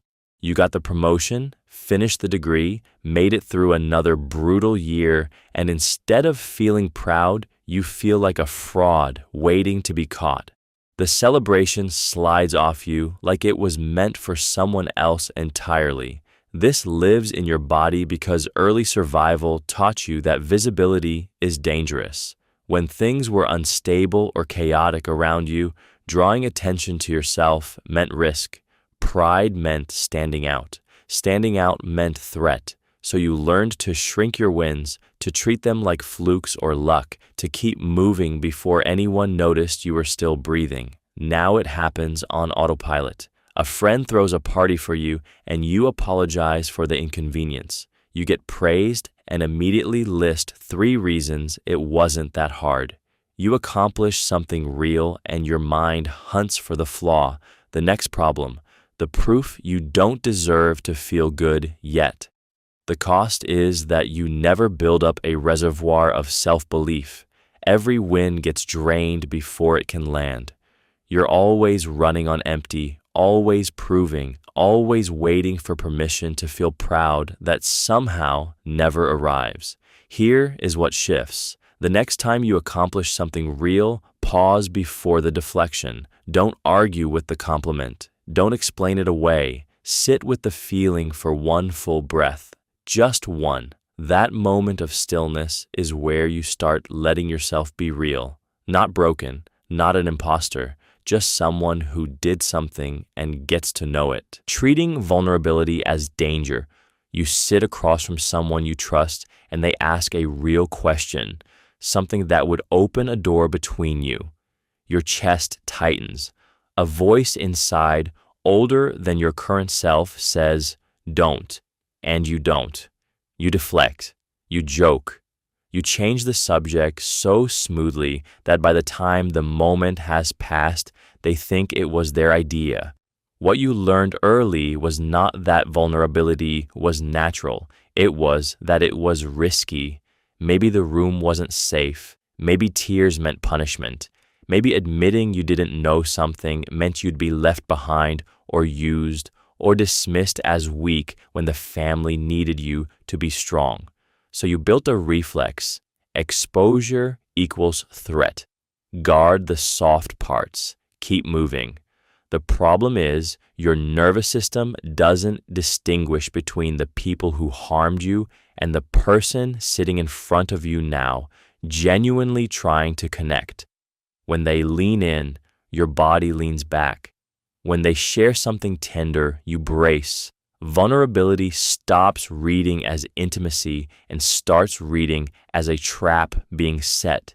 The quiet cost is that you can be surrounded by kind people and still feel fundamentally alone because the door only opens from the inside and you've forgotten the combination. Recovery isn't forcing yourself to overshare or pretending the danger wasn't real.